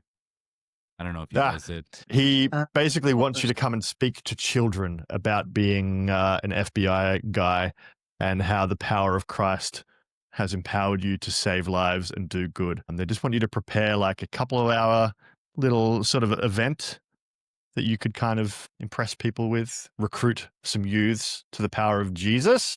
I think at Hallelujah. this point he's like, I'm gonna have to turn that one down. Pretty serious case, right? Oh, well, wow.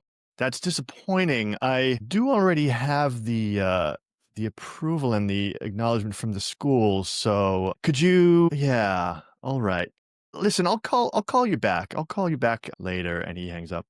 He's clearly sad. You reach the motel unless you would like to debrief with your people along the way. Isn't they got a signal when they're taking like a personal call, so he just gives that a signal. Yeah. Cool. You rock up and you can see that there's already a couple of PD here at the car. They've set up a little cordon around it.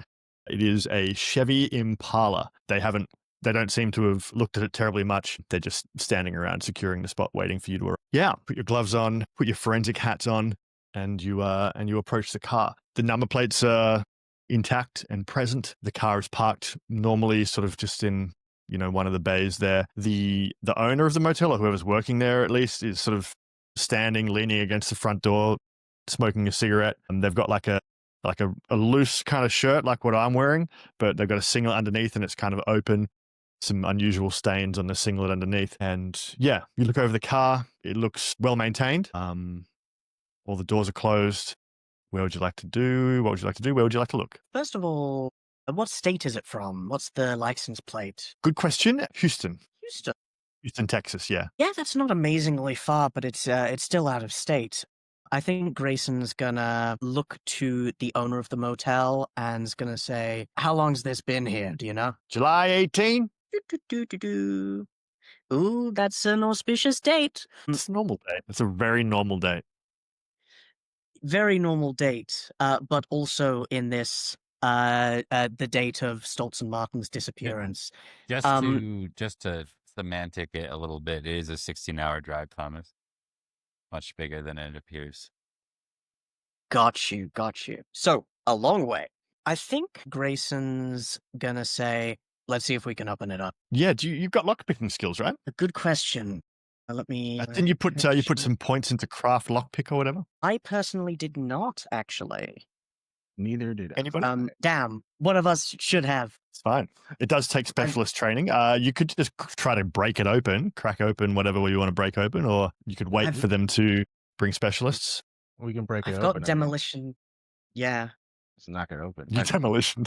I do have demolition 60. We don't know what this is yet. I don't think we want to contaminate. Yeah, I agree. He looks over to the Arizona PD and is going to say, wait, first, can we try to open it? Like, is it unlocked? Oh, give me a luck roll. My luck's pretty good. My luck is 75. Prove it. 71. Yeah. You go over and the doors are not locked. There we go. Who needs a You lock? open. What door are you opening? At the start, front drivers, which in America is front left. Yeah. Yeah. While you do that, Grayson, Henley says, pop the trunk too while you're at it. Will do. I'm going to check the undercarriage. You crawl on the ground. Stinky Grayson, getting some weird looks from the other cops, opens the front door. The undercarriage looks... you know what? Give me a search roll in the undercarriage. Grayson, give me a search roll. Are you opening the front door, then open? You cut out, but I can intuit what you said. I'm opening the front door, then from there, popping the boot. Okay, cool. Popping the trunk. Sweet. It takes you a little while to search the underneath of the car, McMichaels. Grayson, you open the front door. The car inside looks like it was kept clean for a very long time and relatively recently has become quite not clean. It looks like there's just random shit has been thrown in or whatever else, but you can see that like it was relatively recently detailed. It was a car that was once well looked after or well cared for. And then there's, hard to say, but like days or weeks or something like that of just like, accumulated of neglect. Yeah. Neglect. Yeah, exactly. You turn around and you open the trunk. There is a click. There's a little bit of a squeak. And within you find what appears to be like, when on the internet sometimes you're scrolling through Reddit and there's like an NS FW spoiled post, and then you click on it, and it's like an old Aztec child who was like mummified because somebody tied them up and threw them into a cave 560 years ago. No. It's that, but it's not a child. It's a guy. It's a whole guy. He is incredibly emaciated, dry, mummified almost. The whole back of the car is filled with cat litter, it looks like. You could see that like weird kind of stains have grown where the body, there's a body in the back of the car. Well, I'm the one who saw it. Yeah. I'm the Yeah, one he's the one who saw okay. it. Yeah. Because You're both I there. popped it from the front. Yeah, you popped it Yeah, from the okay. front for me. I think Emily said it. Oh, that's right. Yeah, sorry. Yes, please. Yeah. Okay, that is just barely a success. Let me just make sure that's true. Sanity is Yes. 80. If it wasn't 80, it would have been real bad. Yeah, so I think he's going to just step away right away. You got Yep. another. Got another. Oh, shit. Call in forensics, he says to the PD. Dried up again. Yes, sir. And you can see that they're kind of craning their necks to see what's going on a little bit. Let me give random PD guy a sanity roll. Am I remembering? yeah, and you can do that. The girl was also dried up like a husk a bit. correct. Yeah, you were, and you could see that. The PD. He sort of yes, sir, and then like halfway through, sir, you can see his body kind of like jolt as he almost retches, seeing the recognition of what's happening, and he sort of turns pale, walks away, and you can see him reach for the radio in his car. Yes. Definitely to the motel owner. Sir, go back inside, please. What do you got there? I'll deal with him. Active crime scene. He's gonna walk in. Oh. Actually, sir, Yeah. if I can see inside, I have a few questions for you. Very good. Sure. Yeah. And you can see he's kind of shoulder to catch it. You can't see it from where he is, but he opens the door sweatily and lets you inside. It's a dodgy motel. Meanwhile, McMichaels, let's take the interior of the vehicle and the body. McMichaels is fully under the car at this point. I rolled a 29. you never know. There may be something under the car. That is a good point. You can see that this car has been driven off-road. It's a Chevy Impala. They're not off-road vehicles typically, but you can see that there's like grass seeds and like bits of vegetation and stuff in the undercarriage. Okay. There's dirt in the tracks as well. And, it's like muds and things and rocks stuck in the tread. Another connection. Agent Grayson, this car has been off-road. What did you find inside the car? A lot of litter, and in the back, a lot of cat litter and a dead body. Yeah, sanity roll, I suppose.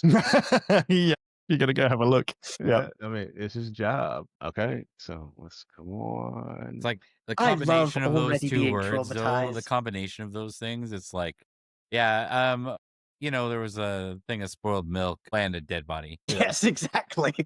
I rolled a 94 on a 70, or rather, my current is a 68. So 94 on a 68. Yeah.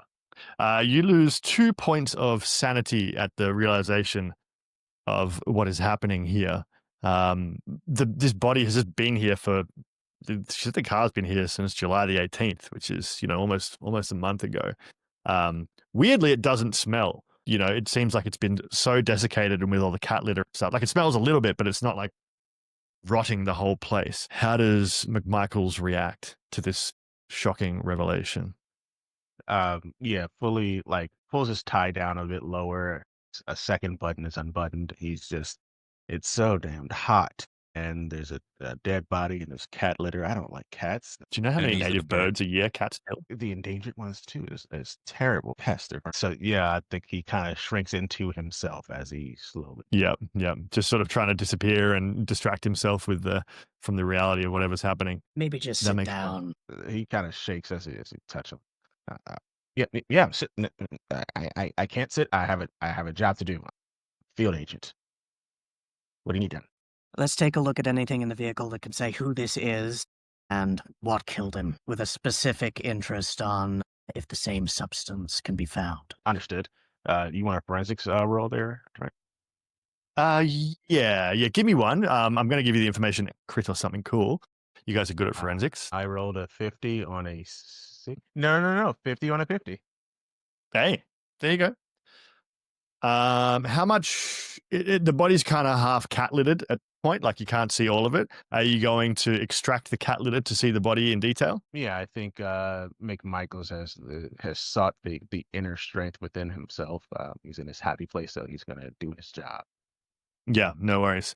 As you sort of carefully and slowly extract the cat litter, and it's getting, late in the day at this point, you start to kind of identify that, yes, his body is very desiccated, as you said, and, it's a month old, and so it's pretty decayed. It's like, even though it's desiccated, you can see it's starting to break down and it's getting a little bit moldy. And as you pull the cat litter back, the smell starts to hit you. And you can give me a con roll to see if you retch throw up as this is going on. But as you pull this cat litter back, you can see that across the belly of this body, which is sort of curled up on itself in the back, is a massive gash, basically all the way from one side of the floating ribs to the other. It's a clean slice. It looks like it's almost surgical. There are fewer organs have kind of spilled out than you would expect from this kind of a thing. What was your con roll? It was a 48 out of 45. Hopefully he does not throw up right onto the evidence into the body cavity. Yeah, you do throw up in your mouth a little bit at least. And you can turn away and you can choose to spit that out on the ground or try and swallow it down. Whatever suits you. Your mouth is just full of this revulsion trying to burst free of your body. He's gonna swallow that down. He does not want to embarrass himself in front of Grayson. We told Grayson he's gonna do his job, so he's gonna. Yeah. So you, this is clear to you, Grayson, of course, that he's struggling with this. Yes. Grayson, beneath his dead-eyed, like already pre-traumatized state. For reference, like I have a sanity of I think 50 at the moment. Yeah.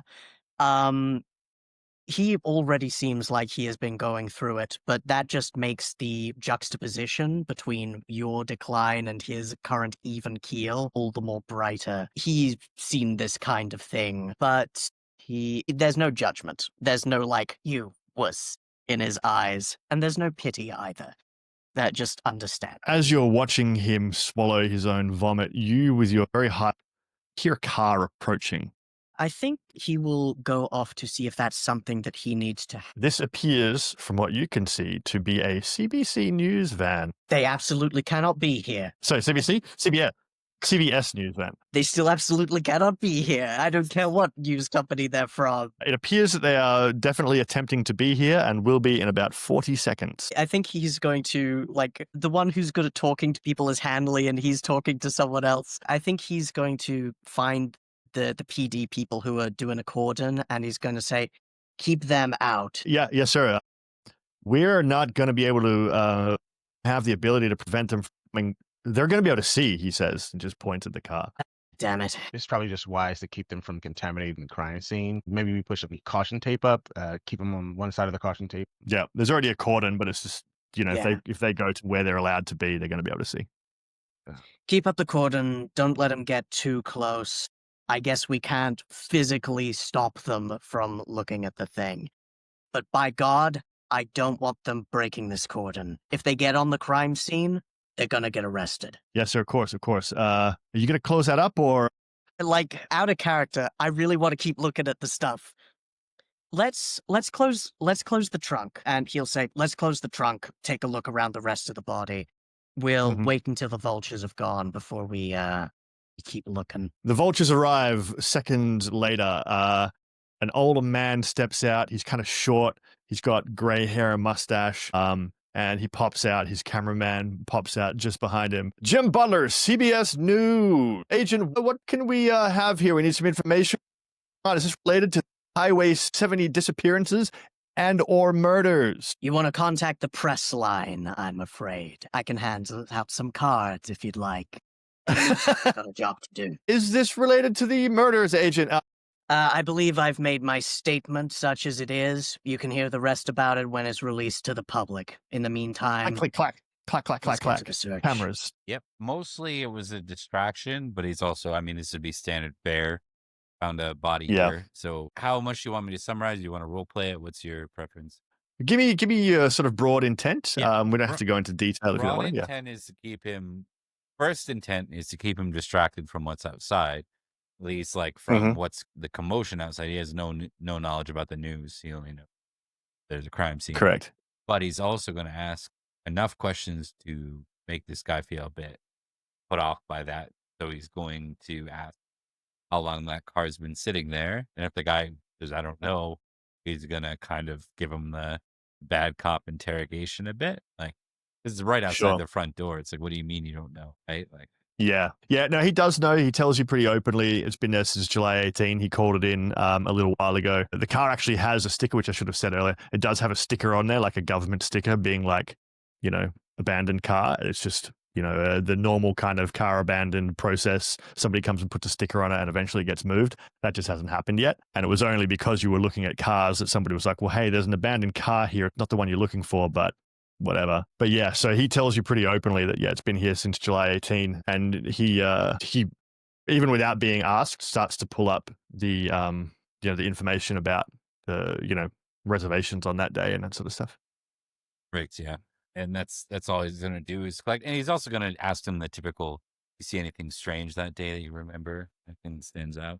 What's your persuasion? Your persuasion's like 70, right? I have persuasion. Yeah, pretty good. Yeah, so he seems really helpful. He wants to be involved and stuff. And he also just wants this dealt with. So he's trying to get it dealt with. He doesn't really want a police scene on his doorstep when he's trying to make money. So yeah, he explains to you that at that time, he says he's got CCTV that he can pull up and look at. It'll take him a little bit of time, but he doesn't really remember that specific day. It's kind of day in, day out here a lot.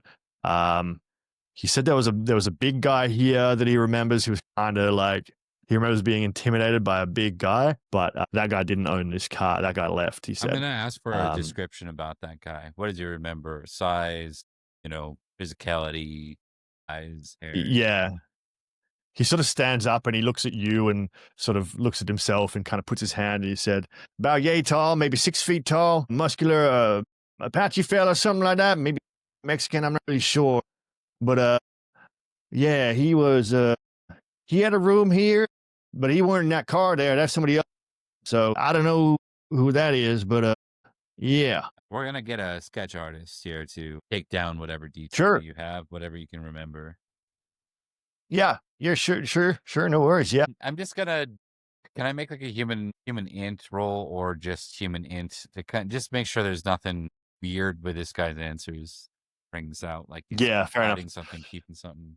It is a sketchy hotel. It's a sketchy hotel, and yeah, like you get the impression that he sort of makes it his business to not know people's business. He just kind of takes reservations and whatever else. Like his forgetfulness isn't really that weird. He doesn't like when he was sitting outside having smokes and stuff. There was a police out the front and blah blah blah. He looked like he was standing there just waiting for people to leave. He's like he wasn't even really that curious until he saw somebody almost throw up when they opened the car.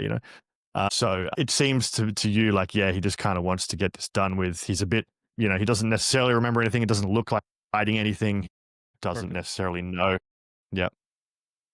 All right. Well, I have, I'm just going to thank him. I'll give him, and so many cards. Let's see Paul Allen's card. My God, it's magnificent. I imagine we cut our own cards. But... Yeah. All right. Let's you manage to deal with the press for the most part. You don't let them in. They're definitely there. They're a pain in the ass. Some phone calls get made, more press are up, blah, blah, blah. But you've closed the vehicle. Sooner or later, another vehicle comes along to tow this one. They have... Just real quick, I imagine if we've closed the boot, can we see if there's like a registration or something in the glove box or anything to like find there that indicates who it might belong to? Yes. You have a quick look, like you can keep the trunk closed and still poke around the car.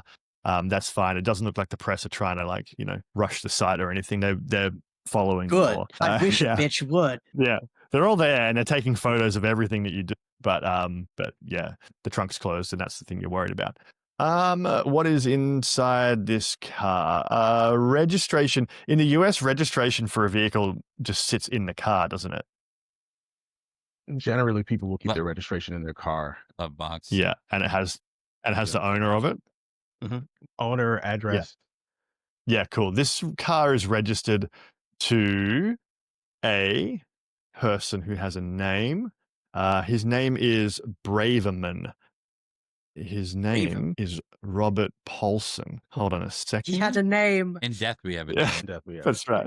Kenneth Braverman of Houston, Texas. Stop me if this is not like allowed or something, but even like as it goes away, I wonder if I could call like Houston PD or something, like to see if this car was stolen or taken, or if they know anything about Kenneth Braverman.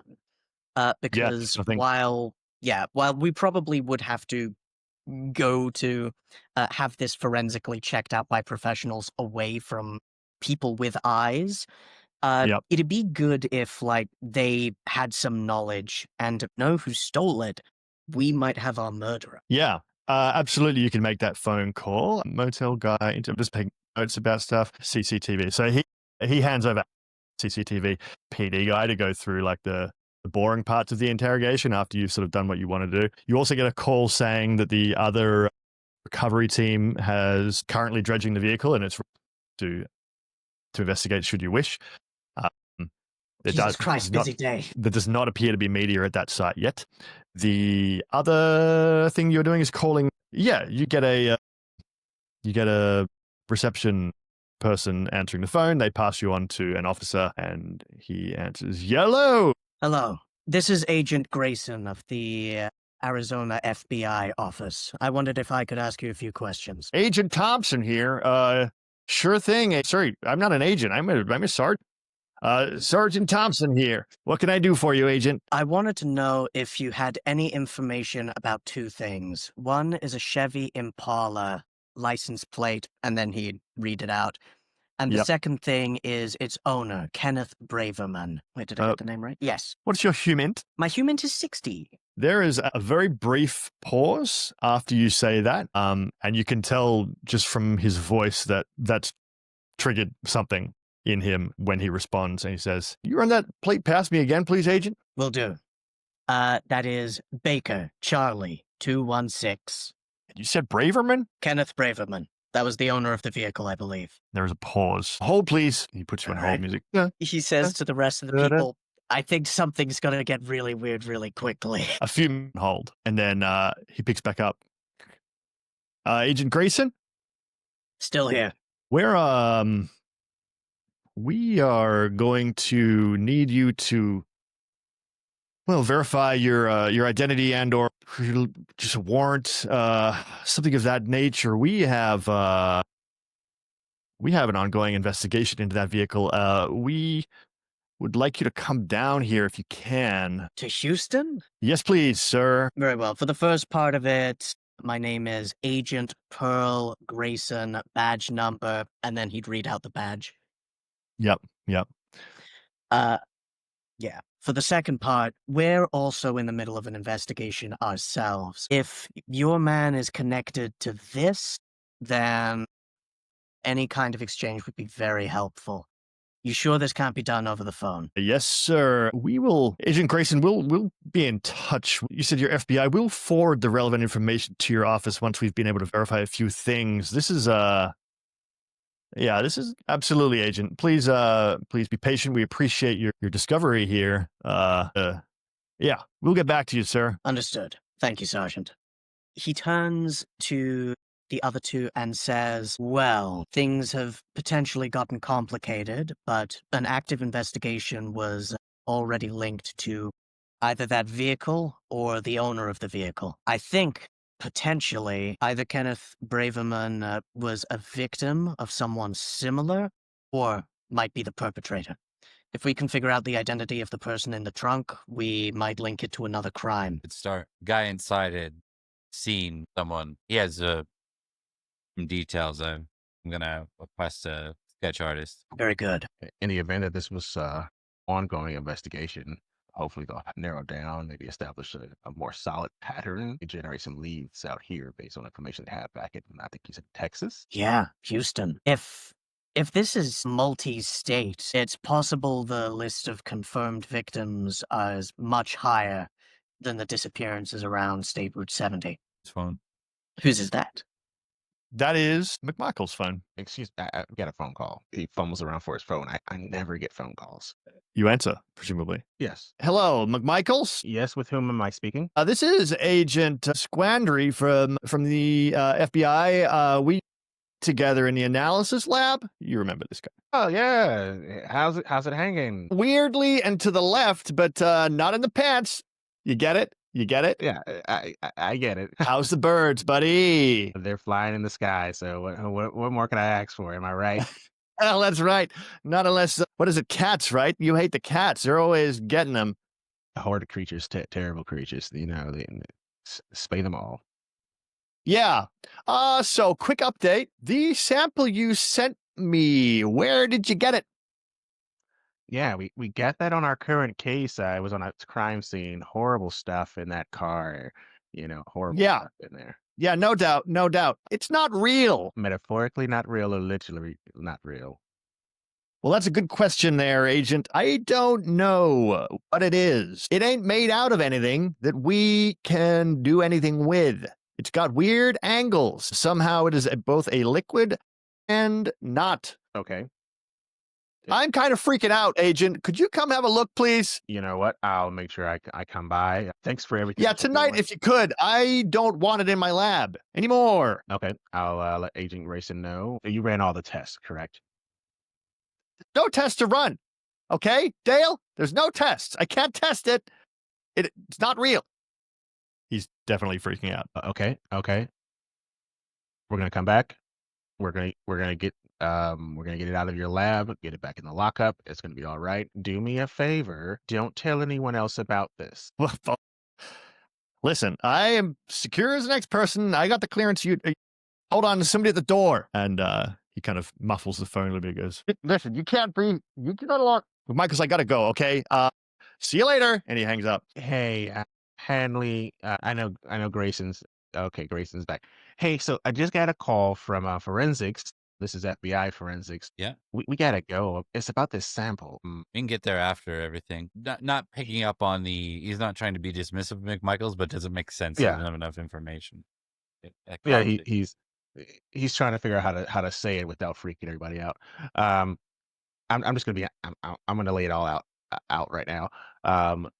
The guys at the lab are freaking out about this stuff. This is nothing that they can read. All right, they're saying it's both a liquid and not a liquid. It's got strange angles. If there's anything that we need to go check out, it's probably this. This is weird, like tangibly weird. What are we gonna do? Not about like, it? well, we'll get it out of his lab and then maybe get a little bit more details. This is just a phone call, and the boss said, he points over at Grayson. The boss said we got to stay off the phones. We're not supposed to be on the phones. Yeah, might as well take a look at it and see what goes down. The regular PD can take care of the vehicle.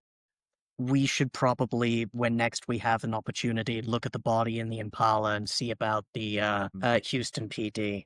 I'm not gonna let anyone pull that car out without us there. I'll go with them. Sounds like Okay. a plan. I thought it may have already been taken away. Maybe I'm off on that. Is the vehicle already extracted out of the lake? It's not gotcha. necessarily clear from the phone call. It said that they had arrived and were ready to pull it out, and no media were on site yet. It's not clear if they were waiting or if they were proceeding. Makes sense. I mean, we're right here. Wouldn't be that long of a drive. Much to my chagrin, we can put off going to see the snow goose, I suppose. Are there It local won't PD here? happen. Now, I just want to double check because it sounds like McMichaels wanted to get to that lab urgently. So maybe he looks to McMichaels and says, if you two want to go, I can probably get a ride along with one of the local PD if you really want to make that lab. He doesn't seem to get like the urgency around it. It's an unknown to him, and there's a known in front.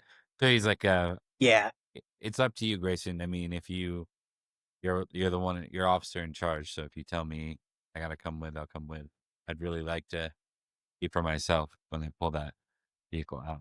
Not to belabor the point, but your background, you have a high pharmacy. So if I'm communicating that they're running the tests, they're not determining if it's real or not, strange angles, really tangibly weird stuff. Would that not ring a bell? Or It if would- not, then it's totally fine. Yeah, I think it would for Hanley. It would make him concerned, but he's like, "There's got to be something mundane wrong with the test. There's got to something's off." But there's a known in front of us, and then there's the unknown rushing towards the urgent unknown. What he doesn't know right now is that there was someone breaking in or butting in and potentially threatening that. That was not exchanged. So the urgency on Yeah. getting there doesn't sound Right. very high. So that's kind of where he's Right. that's why he's not worried about it. He's like, Indeed. it'll be there when we get there. Right? Right. May not. Yeah. Hanley's making a lot of sense. While I would like to take a look at it, the car is being dredged out right about now. It's barely a half hour away. The agent might be freaking out, but he can put a lid on it for an hour or so more, right? I would assume so. All right. Let's take a look at the car being dredged out, and we can relieve him soon enough. It is getting pretty late. As you say this, thunderclouds, which have been building all day, that humidity, you're all drenched in sweat and or swamp juice, and or perhaps your own vomit and or the mud from the ground or whatever. Massive rolling thunder sort of peels off and then echoes off the mountain coming back. You look up and you could see just, heavy thunderclouds are back. You see a crackle of lightning through these black clouds. The rain doesn't fall. There's a thunderstorm, perhaps lightning in the clouds, but no rain yet. Are you splitting up? I don't think we need to. Unless there's unless McMichael says there's someone actively Trying to take it. going into the. Yeah. Well, we don't know if there's someone actually trying to take it. He's just telling someone we can't be here. That's not. Indeed. Yeah, I get you. Yeah, it's fair. Yeah, I'm not saying you have to tell yeah. us. I was just saying that without that, there's no urgency. Yeah. I understand. We'll probably take a look at the vehicle. We might not have a chance to look at the other crime scenes before the rain actually falls, but we can take a look at this one and see if there's anything in the car. Cool. You get in the car and you head back down south toward the old fishing spot where Stoltz and Martin went missing. You get into your car, and as soon as you do, the media get into the. You have a media van from CBS News. You have another car, Agent Grayson. As you sort of start to look around, you recognize the reporter from the Tattler is there as well. And there is also another reporter who is a sort of a 36-year-old looking guy. He's a little bit handsome, slick hair and grey suit. He's sort of sweaty. He sips at a hip flask and he gets into a van marked Fox News, which is a brand new news network, which nobody really knows too much about. It's probably going to... I don't like the look of them. only do good things. They're going to report the truth only. I've got a question for you, Trent. Do any of them have a drive skill of above 60? It's a good question. I'm going to lose them. Yeah. All right. You can certainly try. There are not many roads around. So losing them will be tricky, but you will have speed to do so because there's just not enough corners, really. But you can, if you're willing to. You know what? Let's make a contested drive roll, and if you're willing to break them, I'll give you a +20, and they may or may not also break the law. I am not willing to break the law. I am confident. Well, I am willing to break the law, but not just to escape the media circus. What federal officer? What kind of federal officer are you not willing to break the law for no reason? I got integrity, man. It's the only thing left. Integrity and his dog. Let's do it. Trying to hit a 60? Fuck yeah, 44. That is a critical success. Let me see if they get a critical. You have roasted them and toasted them. I got to make 3 drive rolls. They'd have different skills. One of them is quite good. Okay, cool. Yeah, you lose them. You can see that the Tattler lady, you lose her basically at the first corner. The other 2 follow you for a little while, and you sort of pull off the road and duck behind a big shrub or something like that, and they zoom past you on 70 heading west back towards Phoenix. And you have ditched them and you manage to get back to the turnoff before they get a hold of you. When Grayson is actually properly driving in a way that's anything but normal and completely regular, it is a terror. It is a nightmare to be in the same vehicle because he knows exactly what his vehicle can do, but it's hard for other people to tell when. Yeah. Yeah, there's some close calls. It's like with a critical success, you're under perfect control the whole time. But for your passengers, I mean, this is first of all super impressive, but they're also that's just riding the line of what this vehicle is capable of. And that tree was Husband, inches wife, away, just not have feet. it. Yeah. The news people will have impressive footage, but also they will not be able to find us. That's right. Yeah. Okay, you having ditched the media, you head down to the lakeside, and you can see now that they've set up a cordon. It's not a massively obvious one that, they also understand the value of not being seen, but it is there. They've secured it by the lake. And and you can see that they have a winch set up and they're just pulling the car out, particularly with your critical drive. They're just pulling the car out as soon as you get there. I gotta say, I like Braverman for this, but the more evidence we have, the more easy we can probably find him. The car is wheeled out. It is, as you suspected, it is easily identifiable as the missing car Stoltz and Martin drove out here in. Inside the car, in the back of the car, as the water kind of floods out, the gaps in the doors and the windows and whatever else and stuff like that, you can see that there is some kind of material piled into the back, which those of you who have been paying attention may suspect resemble one or two human bodies. What would you like to do? This isn't a kidnapper. This is a full-on serial killer. Forensics. Yeah, forensics. Go!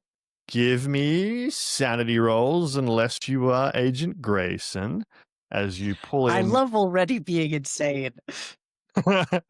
as you come in and see more bodies. Let's see how the 60 sanity rolls go. 61 out of 60. 66. I got a Good. 2. Nice. That's really good. You knew this was coming. You were prepared. You're expecting to see bodies, and you're not even shocked to see that these bodies have been very, very eaten. Once more, they've been in a swamp for a month or so. So, you can tell that the decay is very advanced. There are fish in there and that sort of business that have been nibbling away. But with your very good forensic skills, you can tell that the large chunks of this damage were done early, and the little nibbles and whatever else and stuff have been done left. They're almost down to skeletons at this point. The remaining flesh that you can see looks largely like the bodies were consumed from the extremities in. And there's a little bit of flesh left around the shoulders and around the head and the face, which have been nibbled, but the feet have been completely eaten. You can see as you conduct forensics on what's left of the bones that there are some very clean, almost surgical slice marks where somebody was conducting some kind of surgery on the flesh, but just every now and again the blade has dug a little too deep and you can see some of these slices on the bones. Perhaps most horrifyingly is that they are sequential, up the length of the femurs, up the length of the arms. Whatever slicing was done seems to have been done progressively over time. Once more, apart from being now incredibly hydrated from swamp, it looks like, for those of you with incredible forensics like you have, the bodies were desiccated and have now been kind of rehydrated by lake water rather than via blood. It is a repulsive sight. The smell as we pull them out is, again, overwhelming. I'm not going to make you make con rolls and stuff. You're used to it at this point, but you may if you want to throw up again. It is disgusting and horrifying, and you struggle to imagine what kind of person would do this to people. Just a really quick question. So the bodies were desiccated also and then rehydrated by the water? Like, yeah. They desiccated by time or by something else? Because these wouldn't have been left out in the sun for a long time, I think. They probably would have been killed pretty soon, then dumped in their car, and then put off within let me look at within a couple days. It doesn't say how long it was before they went looking. Yeah, it's a good question. You can't tell from here. You just don't have the tools available, but you could do some histology and analysis of the actual body properly with the right sort of and equipment and stuff, and you could probably find that answer. But it does strike you as unusual, yes. I don't know. I wonder if someone's mummifying. Yeah. Maybe it's got something to do with the substance that the CDC is all up in arms about. Because all this time I've been thinking it was the Arizona heat and time baking them. but I don't know how long these people would have been out of the water. You'd think there'd be more bloat and less desiccation. Something's up. Yeah. Still, at least in a twisted way, we're solving missing persons cases. But this does mean that everyone else that's been taken, they're probably dead too. You're right. Whoever this Braverman is, he's a monster. Who's that? That is McMichael's phone. You don't have reception. We wouldn't over here. Yes, that's right. Because we had to go elsewhere for it. Nonetheless, the phone rings. Yeah, McMichaels would answer it. How am I coming through? Am I coming through okay? I've had to change this headphones. Oh, yeah. We can Yeah, you're okay. Yeah, we'll wrap it up very soon anyway, so you're all good. No. So yeah, he would answer it. Agent McMichaels. With whom am I speaking? Reuben Harper, CDC. Mr. Harper, how are you doing today? I'm doing well. I would be doing better if I was not pursuing this little matter of this breach, he says. He sounds disappointed already. Breach? Yes. Is now a good time to speak, Agent McMichaels? Well, Mr. Harper, I would have you know that I'm currently on the job in the field, but I think I have a bit of time for the CDC. He looks visibly Good. Great. Fantastic. What you're dealing with is a possible breach of top secret experimental technology. This needs to remain under wraps. Listen, you need to beware of foreign agent interference. Do not permit acquisition of this material. Minimize exposure, save lives, and contain knowledge of the technology. Is this understood? There's one bit of confusion for me. Do you have an agent number, a badge number that I can reference? Absolutely. Reuben Harper, CDC, and he rattles off a number. All right, Mr. Harper, I understand what you're telling me, and I will comply. Good. That'll be all, Agent. I have made this information available to your commanding officer, Hobson.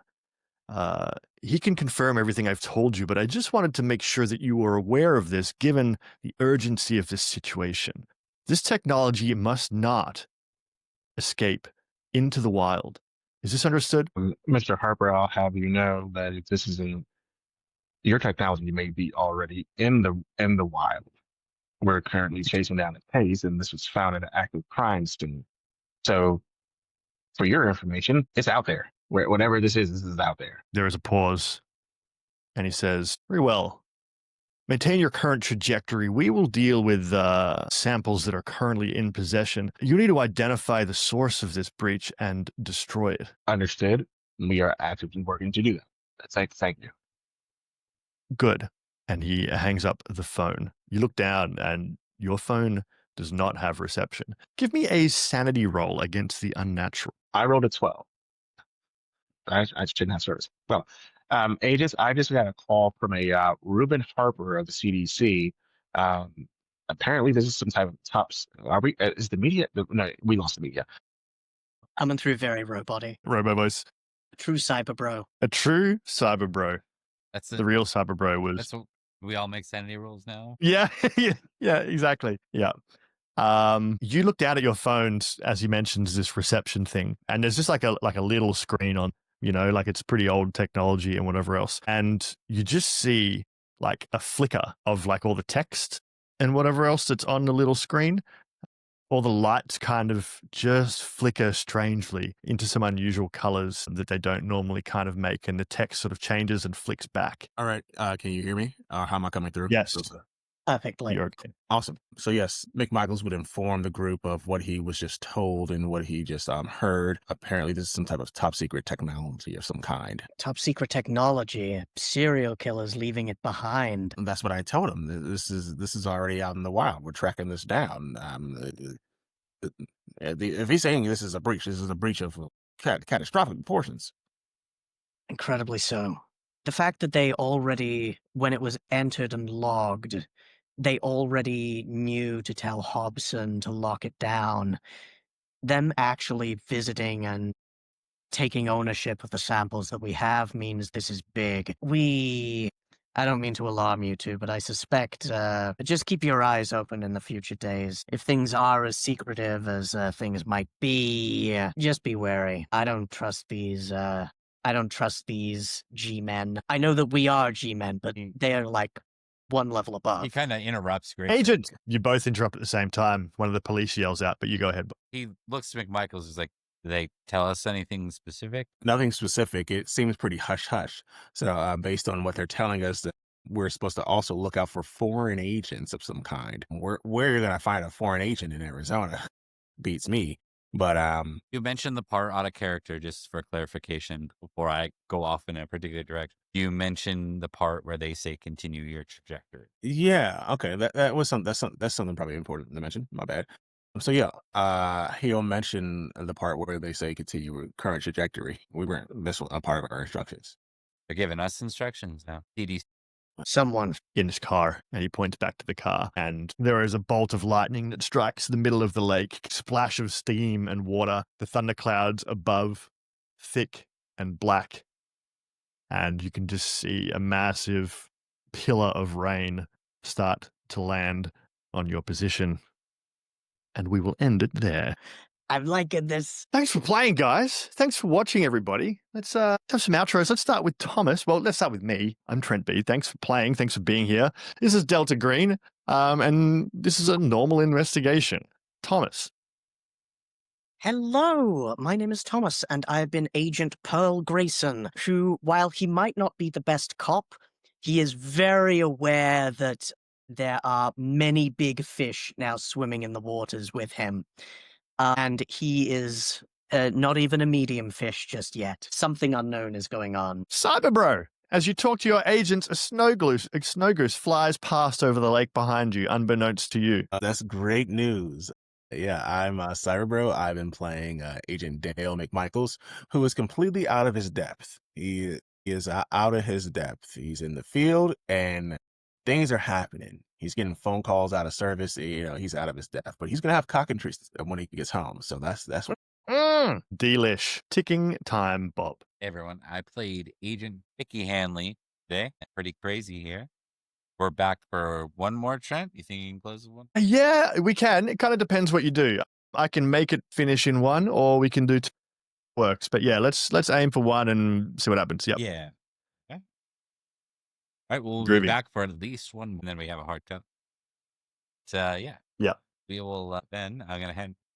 All right, do you want to do our outro since we're in fact the handler? Is that what they call the GM in this? I think they call it a handler. Yeah. Keeper is Cthulhu. I don't know, man. Just roll dice. It's all good. You go ahead. Yeah. Something about socials, handy dandy Discord. Did you know we have a Discord? Shit posts and memes. Check it out. I don't have a YouTube channel. I just hang out on Bob's. Thanks for having me. Thanks for being here. Have a good time. Well, I got to type Discord. Fucking. There we go. Thanks, Thomas. Awesome. And for anyone who just popped in, because we actually have a bigger crew tonight, forgot about that. We do a whole bunch of games here on this channel, including Pendragon, which will return in November. We are doing Delta Green, 2 more sessions, roughly. We have Crown of Thorns, is run by the gentleman gamer Matthew Dawkins as a 3-part series. 2 of the sessions have already run. Awesome. We have tomorrow night, we have David Larkins joining us for Roll for Wishes, which is a Make-A-Wish Foundation event running through October where we play role-playing games and try to collect money for kids in need. And then we have, in addition to that, we have a one-shot of Daggerheart run by Cyberbro here on Tuesday. This Tuesday, we'll be streaming together with Monty Glue of the Unexpectables. I'll just shout out Monty here. But Monty will be joining us for a stream together for that. We're exciting, if I did that right. So yeah, check us out on Tuesday. That's also Roll for Wishes. So same campaign, trying to collect a total of $500 across the next 3 sessions. We have linked to those things. So yeah, and so far I think we're $68 in. If you want to know more about the Roll for Wishes, I'll be sure to pin a link. I probably shipped them in already. But I can tell we're past time and people probably want to roll. So I'm going to go ahead and get us rated out somewhere. Stick around for a few minutes, rate out, and take care, everyone. Farewell.